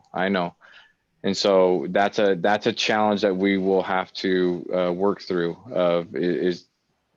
What's the sewer authority stance going to be? Is the property owner going to have to replumb it to the other side of the house, and so it can discharge out to the frontage, or does that get covered by the sewer authority? I'll say this: we did not estimate doing plumbing, for homeowners. I think we talked about this several times, that the property owner is going to have to get it to the street. but we got people up there that are building now, I understand. and they're spending a lot of money on advanced treatment. They're spending money on 1,500-gallon tanks, 2-stage pumps, the whole ball of wax. And then we come in and say, Yeah. well, can't use it. Yeah. So this is where I'm hoping, and Danielle, tell me if I'm wrong here, is, you know, part of the state legislative appropriation is to help mitigate some of that, so we have less anger in the canyon. Because I would validate that. I would be very frustrated as well. Is people that in the interim, because this doesn't happen overnight, they've got to do something, and so that $10 million is meant to be of support for that. And I'm not speaking of who gets what, how, and that's not my But that also should be shared at the town hall. Well, but the problem is we can't, because we don't know what the legislation is actually going to allow through Business Oregon. What I will say is that when the conversation happened with our government relations person, she said that DEQ also received a significant amount of money to help with some of the granting as well. They've done that before, where they've then subcontracted out with Craft 3, which you guys are familiar with, to do those loan and grants. And so we just don't know how that's going to shake out yet. And so it's always best, until we know for sure, tell people to do what they've got to do, but we're going to move ahead with whatever plan makes sense for the entire authority over the long term. Okay. So, you know, we can't, unfortunately, we can't stop the fact that a fire happened. I mean, we're going to do the best we can to mitigate the concerns for the long term. But that certainly doesn't make this interim easy. But that's the hope, is that we can get some of the money out to people so they can put in what they need in the meantime. But then we're going to have a conversation of, are we talking giving the money out to, and this is going to be at the county level, I'm assuming too, is, you know, do you give the money out to people that have a part-time residence out there, or is it full-time? Or there's so many complexities to that piece, especially in the transition stage. And so we just have to walk very, very carefully and tell people the honest truth, right? What we know, when we know it. And if we don't know it yet, we have to just be honest about the fact that it's too early in that planning process. So Dale, it looks like you have a question. Yeah, I actually kind of have two. The simpler one first. When I was very early on, before I even started coming to the task group and looking at getting mine replaced, I kept running into rock clauses. All the septic installers would have a rock clause for anybody up in the canyon, because they wouldn't know what they're going to run into. They could run into bowling ball sized rocks, or they could run into a Volkswagen sized rock. And so they would always have a rock clause. If we went, I guess, either system, I would assume the contractor doing the installation would have the same. And do you think that would affect the $8 million disparity? Go up or go down? I mean, if they have a rock clause and they don't run into any rock and it's easier, shouldn't the cost go down? As same as if they run into a bunch of rock and the cost goes up to 12 million? So what we'll have to discuss, Dale, is when we get into design, is a lot of times there's an investment. You have to talk about how much do you want to spend to eliminate a certain amount of risk. And so as we look at stepping into design, as we go through, or facilities planning studies level even too, as we start going there, how much investigation do you do to give the contractor or limit the risk, lower the risk, so that their numbers start to come together? So if you say contractor, hey, you bear the risk, it could be rock, could not. Well, he's going to assume it's rock. He's going to give you a higher number. Well, then the sewer authority comes in before that and says, okay, we want to give them a better idea of what you have. You go do rock probes down the road, right? Every 50 feet, every 100 feet, whatever, you can do. The more you do, the more you'll know, the lower the risk will be. But at what point are you spending way too much money to get to a point to lower that, that risk that the contractor's seeing? That's something we'll have to talk about and discuss as we get to the design phase of how much effort do we go into that point. So And now when you talk about other projects, when we don't know, Gates is an example. We had a rock allowance. So we said, hey, we're giving you this amount of money that you can draw from, but it has to be rock. And this is what rock is. We defined it, what it is and everything. And so then they can say, okay, we have a pot that we can use towards rock excavation. That lowered their risk enough that the costs come down and they have more confidence. So that's a long-winded answer, Dale, but No, that was actually, the last part was actually very good. And as far as mitigating increased costs for rock. The second question I have is, knowing what you know today, your familiarity with the geology and the challenges and all that stuff. If shovels were to go in the ground tomorrow, how long would it take to install step versus gravity? oh my goodness. Just, I know you can't be like, it's going to be Tuesday of 2023. I know you can't be like that, but 20 months, 30 months, 36 months. I mean, just a good educated guess. Oh goodness. You're making me squirm. I don't know. I can put real numbers to that, Dale. If you give me a little time, I can come up with something that it's like Danielle was saying. I got to be honest. I don't have something that's going to even be accurate. None. Hey, that's Dale, I think that's fair. Okay. I think there's a couple of big hard variables that we can't change. DEQ being permitting, cost of construction, and availability of people to construct. Yeah, I think you're saying, Dale, is like, if we were going to construction tomorrow, how much time would it take, right? I mean, if we had the permits, we had everything. Yeah, and I just give me some time. We can put some numbers to that, and we will as we proceed forward here. But I'm being honest. I don't want to tell you a number. Yeah, and that's I can appreciate that.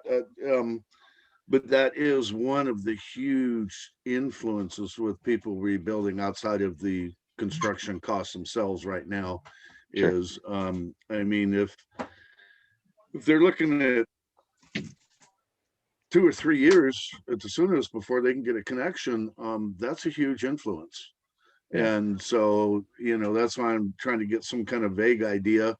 I mean, yeah, 30%. we're there right now, whether you do step or gravity, at least. I mean, just Yeah. to get, with the funding, and we got to get through all that. We got to get through the facilities planning study. We got to get through, the siting. It's going to take a year just to monitor the sites, for infiltration. And that's once we solidify the site in Mill City.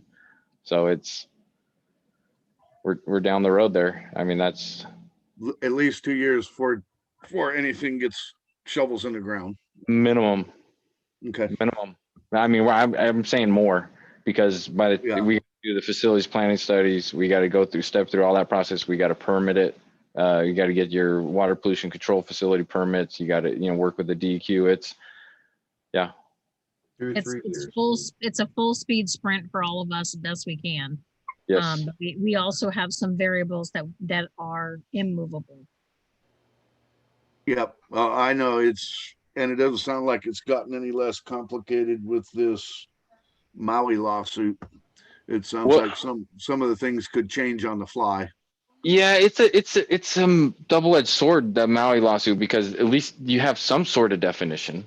Yeah. Even though if it's not exact, you have to have this, and you have to be 100 feet from the river, and you have to be that. But they have better definition, and that's so. Like I said, it's a mixed bag, and that's not always what you want to hear, but that's what it is. Yeah. Okay. Thank you very much. Keith, do you have your hand up, or is that from earlier? Yeah, I was just gonna say, I would think no matter what in that area, you're gonna have a rock clause of some type. Oh yeah, they're going to be dealing with rock. Yeah, that's the one thing for sure. And how we handle that is whether it's an allowance, or whether it's just you assume it's all rock, or whether you go out there and do 1,000 rock probes and define it all, or But that's where also with the inspector on site, only when they hit rock does it bump up to the rock clause charge. So if they don't hit any, then you've got an inspector that's on site and on top of it. And if they do, then they can say, well, you were only doing it for 2 hours instead of 10 hours, which is what you put down. Yeah, good.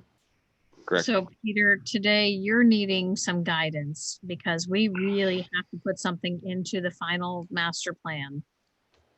Gravity or step. And we kind of need to know where people are based on this conversation. I think this is probably the best conversation we could have had today. Yeah, I feel like your questions have been what they should be, and I hope our answers have been helpful. But I agree, Danielle. So we need to get some direction there of where you're going, what the it's the strategy decision, really, of which direction you want to go there. We can justify some things, and we will make it defensible. And if we can't get there, we can't get there. You know, with a matrix, a decision matrix, and you know, kind of like I made Arthur squirm and real uncomfortable there. You know, but it has to be defensible. You know, because when we get to that point, if we're working with USDA, I know the engineers there. Arthur knows them well, you know, too, and they are good and they know what they're doing. And I'm not going to mess with them. You know, we're going to be straight faced and forward with them. So the strategy is important. It just helps us to know which direction to go and which argument we need to choose. So yeah, for all this time, we've gone through multiple different arguments. Now we've got to solidify. I got one more question. One more question. Sorry. Right. You got 20 people on a hill. One goes up there every weekend. One's there full time. The other ones are there part time. And so if you do a gravity system, don't you need that flow all the time down there to keep it clean? Or it helps. So in design of gravity systems, you're going to have a minimum pipe size of 8" at a 0.4% slope. That's designed for pipe full, so you get 2 feet per second, and it gets that what we call a scour, right? So yes, you are correct. If you have very little usage or very little flow going through, you have the potential for settlement of solids in the pipe, the manhole, you know, the troughs, things like that. You might have to clean it instead of once every 5 years, you know, once every other year, you know, those types of things. It's just something, because that's what takes place up in Detroit. You don't have a whole bunch of full-time residents using it 24 hours a day, overkill, 12 hours a day, where it keeps it clean on a gravity. Yeah. So it's not unusual in systems. I will say that it's not abnormal to have that. Even with fully occupied homes, when you have a minimum pipe size of 8", you're rarely going to be flowing that full. You know, at the top end of the section. I mean, rarely. We analyze systems for subcritical slopes. You know, the slopes that are too flat, and we highlight those to cities, and there are enough of those. You know, it's not unusual, but it's and I will say this: in Detroit, you're not going to have that problem hardly at all. Okay. Right. Your problem is going to be you're going to be too steep, and so you're going to have to be breaking slope because you're going with the topography, and you're going to have to slow it down. Actually, otherwise you're going to get solid splatters, and it's not nice. Sorry to go there, but. Right. All right, so back to oh, sorry, Keith, go ahead. The other one, like he was saying, is if it lack of flow, then you can get a buildup of hydrogen sulfides in the lift stations also. Yeah. Yep, you can, and there's ways to mitigate that with that as well. But that is a concern, and it's also you get that buildup too if you have low turnover with the water, and I think that's what you're actually saying, Keith, is the low turnover and the septicity that occurs in the lift station potentially. Yeah, if it sits too long, it's designed for so much flow during the day, but like he says, you know, only half the people or a quarter show up, so it sits there longer. And a step system would eliminate that. You don't have that same issue. You're in a pressurized system. You're not, it's because you don't have that air No, I understand. raw wastewater interface. So Kind of answers the question right there. So I guess I'm gonna throw it out there. I think Peter needs a pathway. If we can't come to some type of agreement, we may have to do a work session to finish this conversation because we are already at 8:15. we take a straw poll or something. I hate to do this like a city council here. Let's do a straw poll and see where everyone's leaning. Well, real quickly, I'd like to say, I don't know enough to choose one over the other, even after our conversations. I can only say that I want the one that's going to last the longest, that's going to be the most expandable, that's going to have the lowest operating costs, because we got to remember that the rates that we're going to be charging the residents, a lot of the residents are low income people, right? So we want to make sure we can keep our rates down there where we're promising. I don't want to see, oh yeah, we started here, but 2 years down the road, we're up 30% or whatever on our rates. We need to make sure that we're going to be able to maintain that low rate. So I don't know how many people we're going to have to hire to take care of the system. You know, or is it going to take 2 maintenance people full time? So therefore we'd have to have 4 on staff or whatever because of the flex hours and stuff like that. So I just, What you described is a gravity system, Tim. So I think that's what you're describing is that lower. That's what I need somebody to tell me is all these things, which one does it point to? What you described there, the criteria you set, that's a gravity system. Okay. And coming from you, the engineer, I appreciate that. I'd like to hear that also from Heath Coakley or the OAWU. Is that what you were thinking too?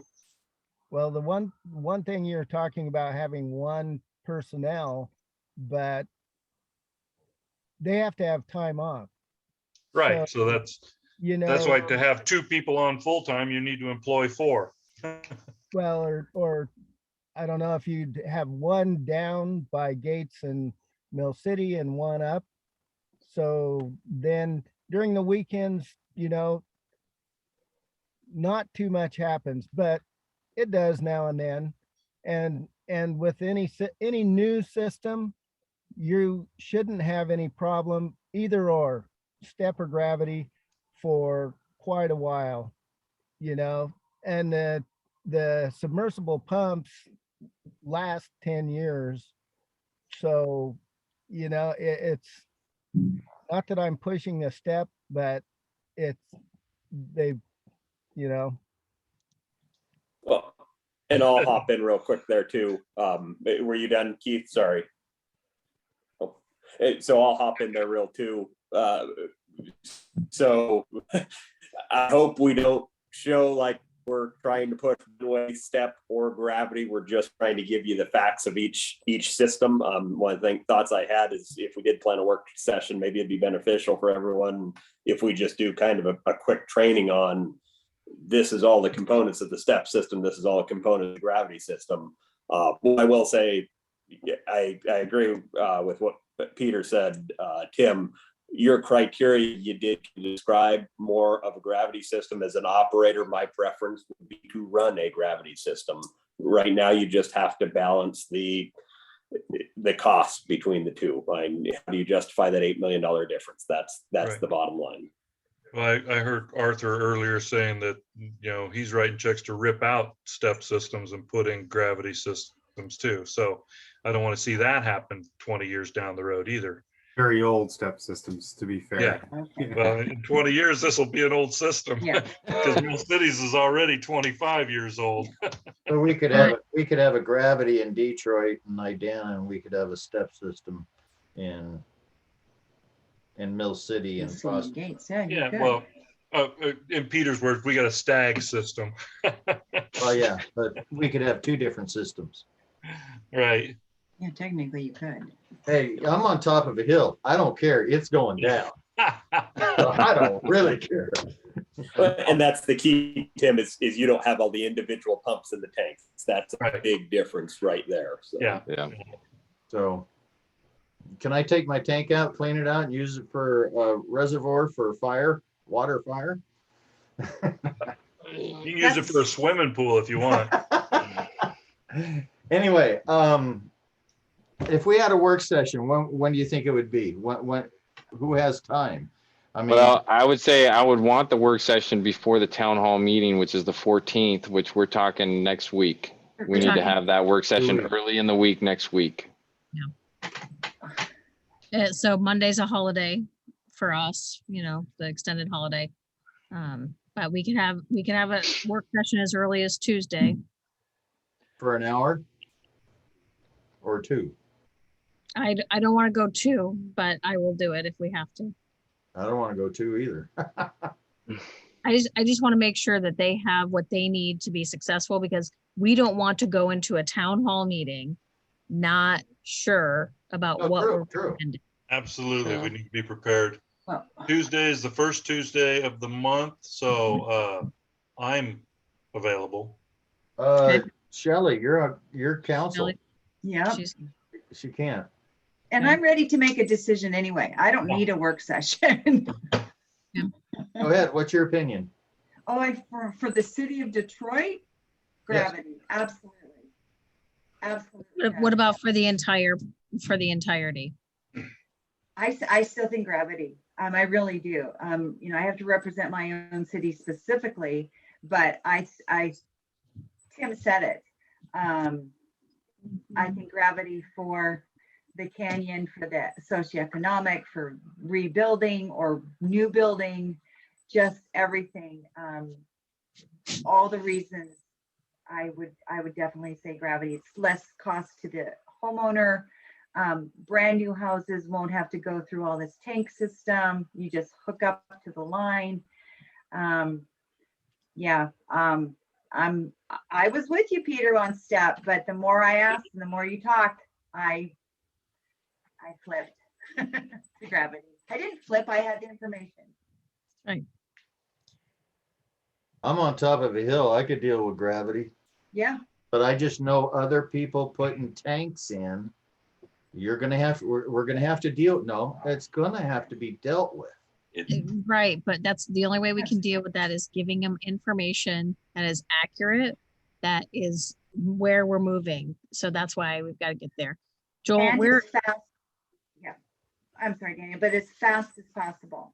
as Not fast that as we're making a rush decision, but as fast as possible, because there's not very many people that have done that yet, but there will be, and they're holding off to make a decision until they know what we are saying that we're going to do. If we tell them gravity, Yeah. and they want to get back on, they got to still buy a tank. again, Yes. that's For the why- interim. which Yeah. we Right. this is why we have the additional monies that we're trying to work through. No, I understand that. Help. But Yeah. however, though, if we tell them gravity and they still want to move forward and put in a tank and stuff, they could still have their plumbing in a certain way that it would be easy to Yes. say that they got to put the tank in their backyard. They could still have a alternate piping going out towards the street Very that true. we could easily tie into. The tank would be a throwaway, obviously, for them at that time, but having that plumbing underneath the house going out towards the street and whatnot would save a lot of money for the hookup costs and everything.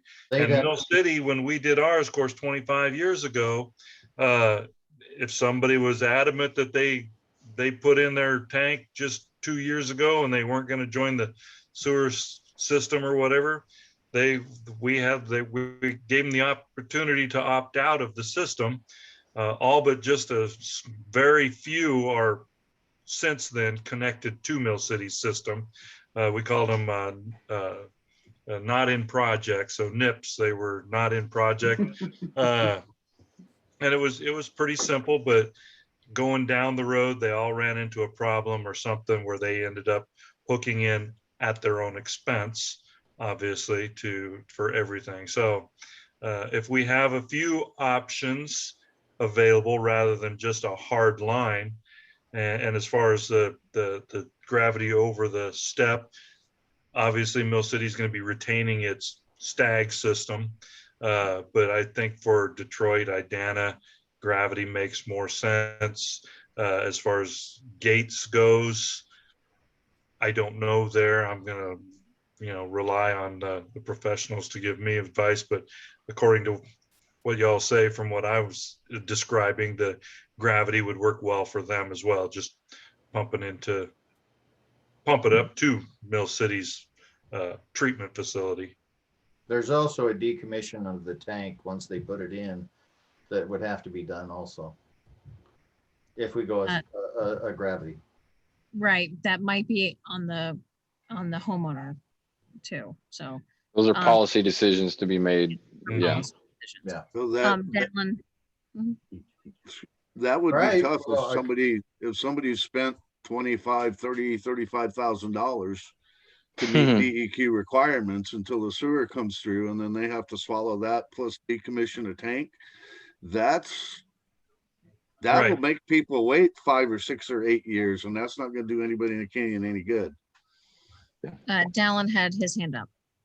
Yeah, just one comment, Tim, about that idea of stubbing out for a gravity system coming through. The one caution there is the elevation of that sewer system would have to be well defined ahead of time to make sure that they can actually gravity flow into it, right? Because if they stub it in at in their basement and the sewer line is 3 feet higher, now they're in trouble, right? Now they're putting Point taken. Otherwise, the basement becomes a septic tank.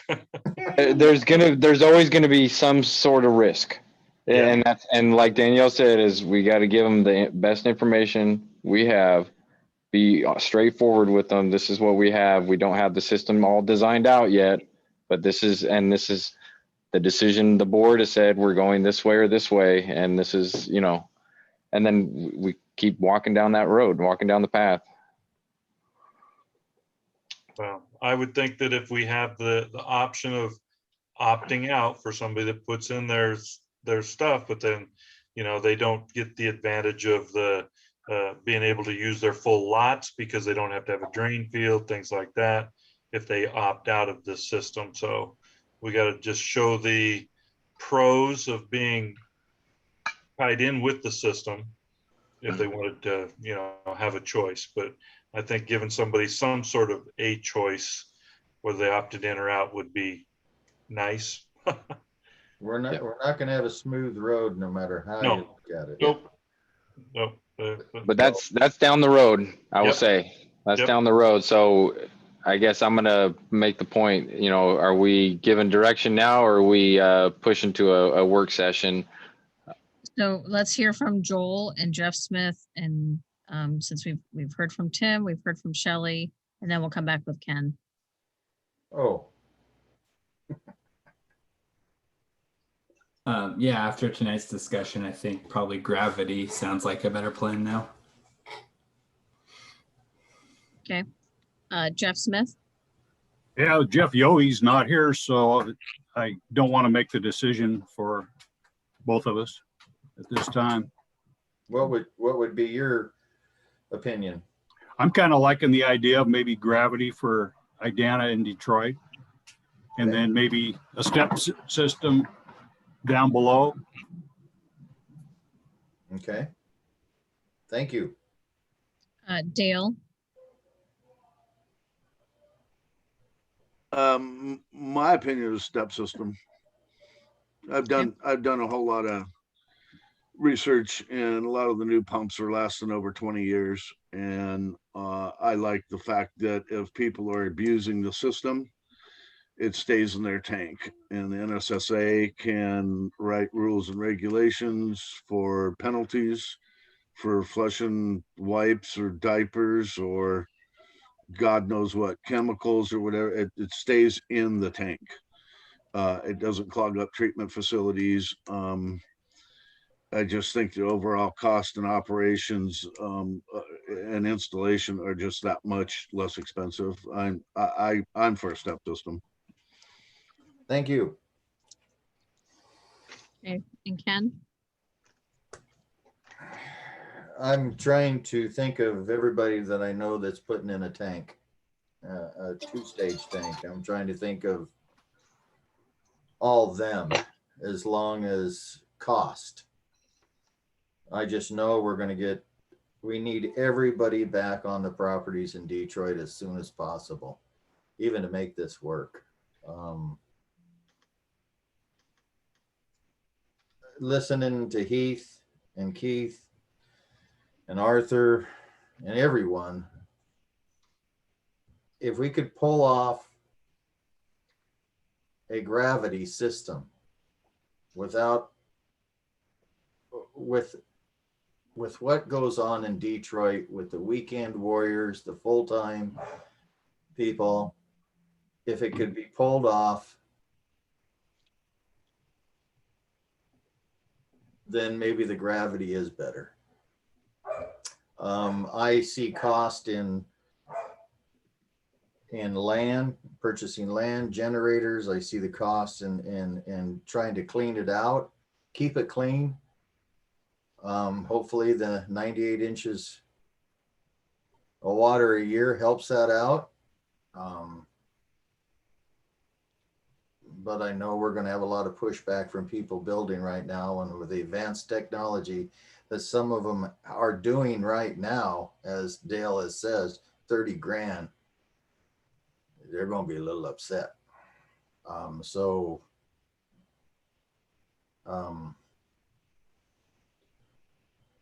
That's a tough one. I'll just have to say gravity.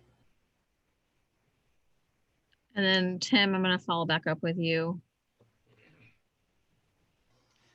Well, I like what Dale had to say. Obviously, he has done a lot of research on it and stuff, and I respect his opinion on that stuff.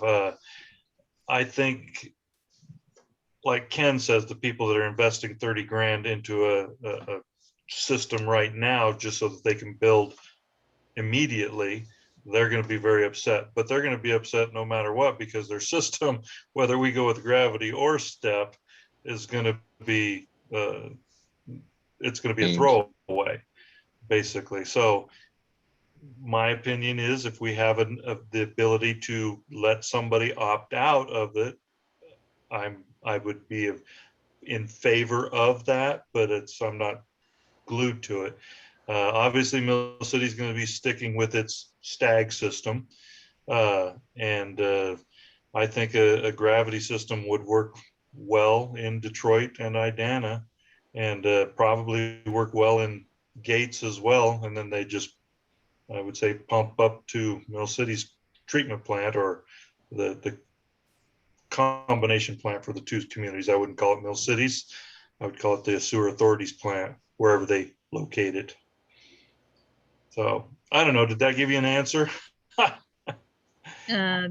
Close enough, yes. Yeah. So what I'm hearing is that we don't have information from Jeff Yohe. We probably want to follow up there. What I'm hearing is people are feeling comfortable without a work session. Tell me if I'm wrong on that.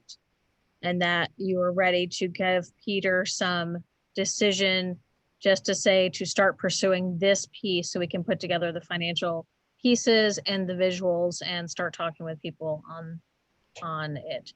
It looked like we had Ken Gravity, we had Shelley Gravity, Joel Gravity, Jeff Smith Gravity, but he wanted to talk with Jeff Yohe, Dale Step, and Tim Gravity, but everybody is always willing to go with something else that'll work if we can't make it work.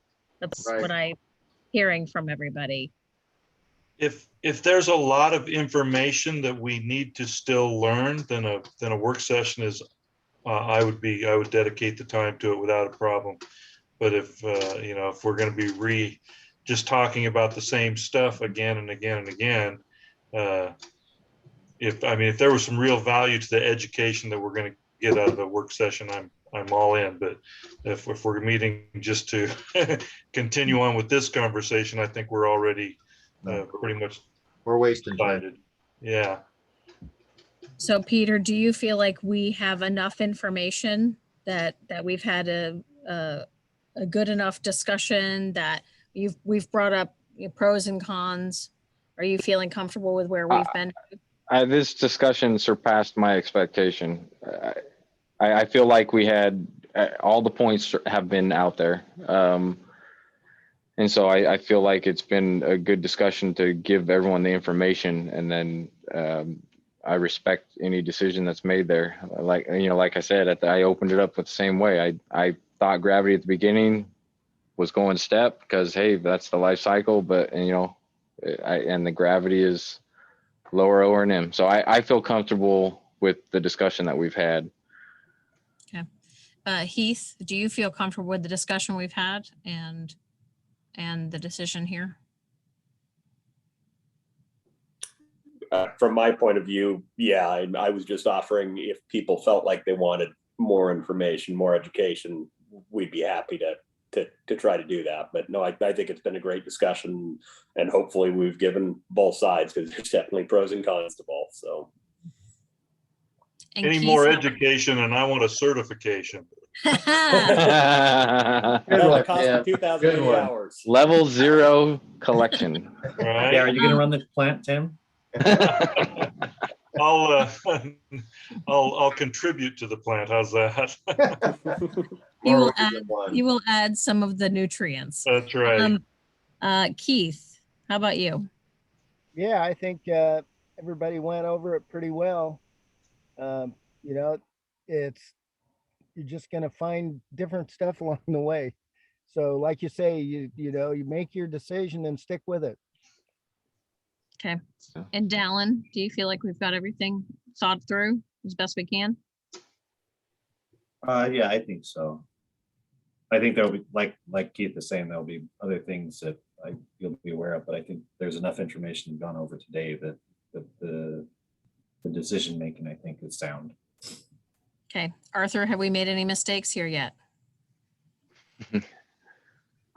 You guys ask me, you'd be in trouble. I think you're on the right track. Okay. Just Tim, I would say that opt-out you mentioned a couple of times. Look at your pro forma as you're debating that, right? So each person who doesn't connect immediately will drive up your monthly rates. And if you have a lot of opt-outs, it could be painful. So just think about that pro forma as you're just deliberating that policy. That's something I'm going to have to argue. Yeah, and I did think of that while I was saying it, but I know that some people are, if you don't have it, I would think that we could lead them to the right decision, but if they will dig their heels in against it, absolutely, if they feel that they're cornered. And one of the debating factors would be that in Mill City's decision to allow that, most everybody ended up hooking in a relatively short time frame anyway, because it's just a better way to go. If you look at the costs amortized over the years, it's really cheaper to pay that $50 a month than it is to fork out the monies for maintenance of your own system. There's some. Tim, did you put in that you will have to pay all sorts of costs if you hesitate or if you choose to wait? Did you put a dollar penalty? No, the just the cost of doing it. I mean, you have to hook up to the system. I guess I don't know if there's the connection fee that they fees or not too. So, yeah, they had to pay the connection fee, and those fees associated with the original ones were not required to pay. I mean, that's that's right. A big incentive, and then the cost of it as well. I mean, the construction, installation cost as well. Yeah, that's where I was thinking. It wasn't that you would literally have to pay a fine. Yeah. But if you don't come in when it's all here, pay now or pay later kind of a thing. Right. Okay, that was my question. And McCrae, I wanted to just check in with you. You've kind of been listening quietly and all that. You feeling okay with where we're going? Okay. So Danielle, can I propose that we put together an updated that recommendation section for the collection system layout and put together a matrix with some, based on the discussion we've had here today and what I understand the priorities and the weighting that should be on there for, O&M costs and things like that, put together that decision matrix and get that to this group next week for review. And then provide it, and it'll be a short section. It's not going to be the whole kit and caboodle, and get that to you and get some feedback prior to the town hall meeting. Is that a fair thing to request, or at least commit to on our side to do, and then ask you guys to review? Yes, and we can review it without making an official decision outside of a session. Okay. Thank you, everyone. No, thank you.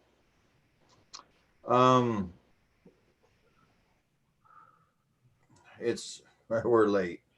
We're very late. Want me just to finish the one piece I've got for you? Okay.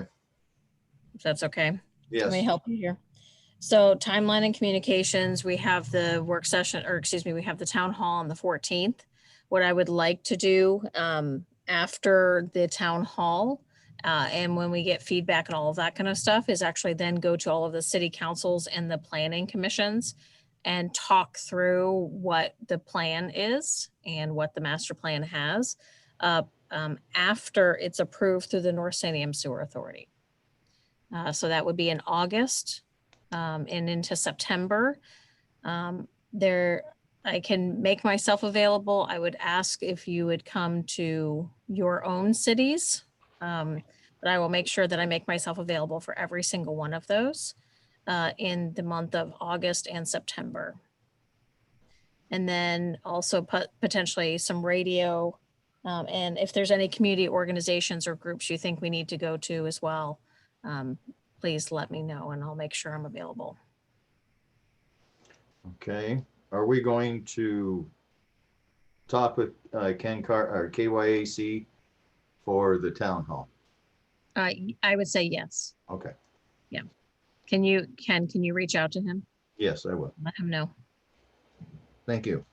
And then we'll get McCrae and him together to work out the detail on that one. Okay. Is that okay, McCrae? Okay. Yeah. Let's table the population. Do you want to new business or next meeting topics? Yeah, next meeting topics. It sounds to me that we've got some work to do, so I'll have to send you the next meeting topics. Okay. But the PSU population information, that is what is certified as of July 1, as of today. This is the numbers that they gave me. This is after negotiations back and forth. I don't think they still have it right, but it's right as they were willing to do. And it's better than it was, but it's still flawed. So that's where it's at. So those populations in some of those communities, it means you guys are going to get more on the state share than we expect. So there you go. Okay. Does anybody have anything else to add? Well, it's 8:43. Under the policies and procedures, the new ones. Nothing else? We can adjourn this meeting as of 8:43, July 1st, Thursday. Thank you, everybody. Wow. That's impressive. Thank you, Peter, so much. I'm so much smarter. Have a good evening. Thank you. We'll be seeing y'all again here in a couple weeks. Thank you, everyone. Be safe this weekend. See ya. Thanks. Bye. Thank you all.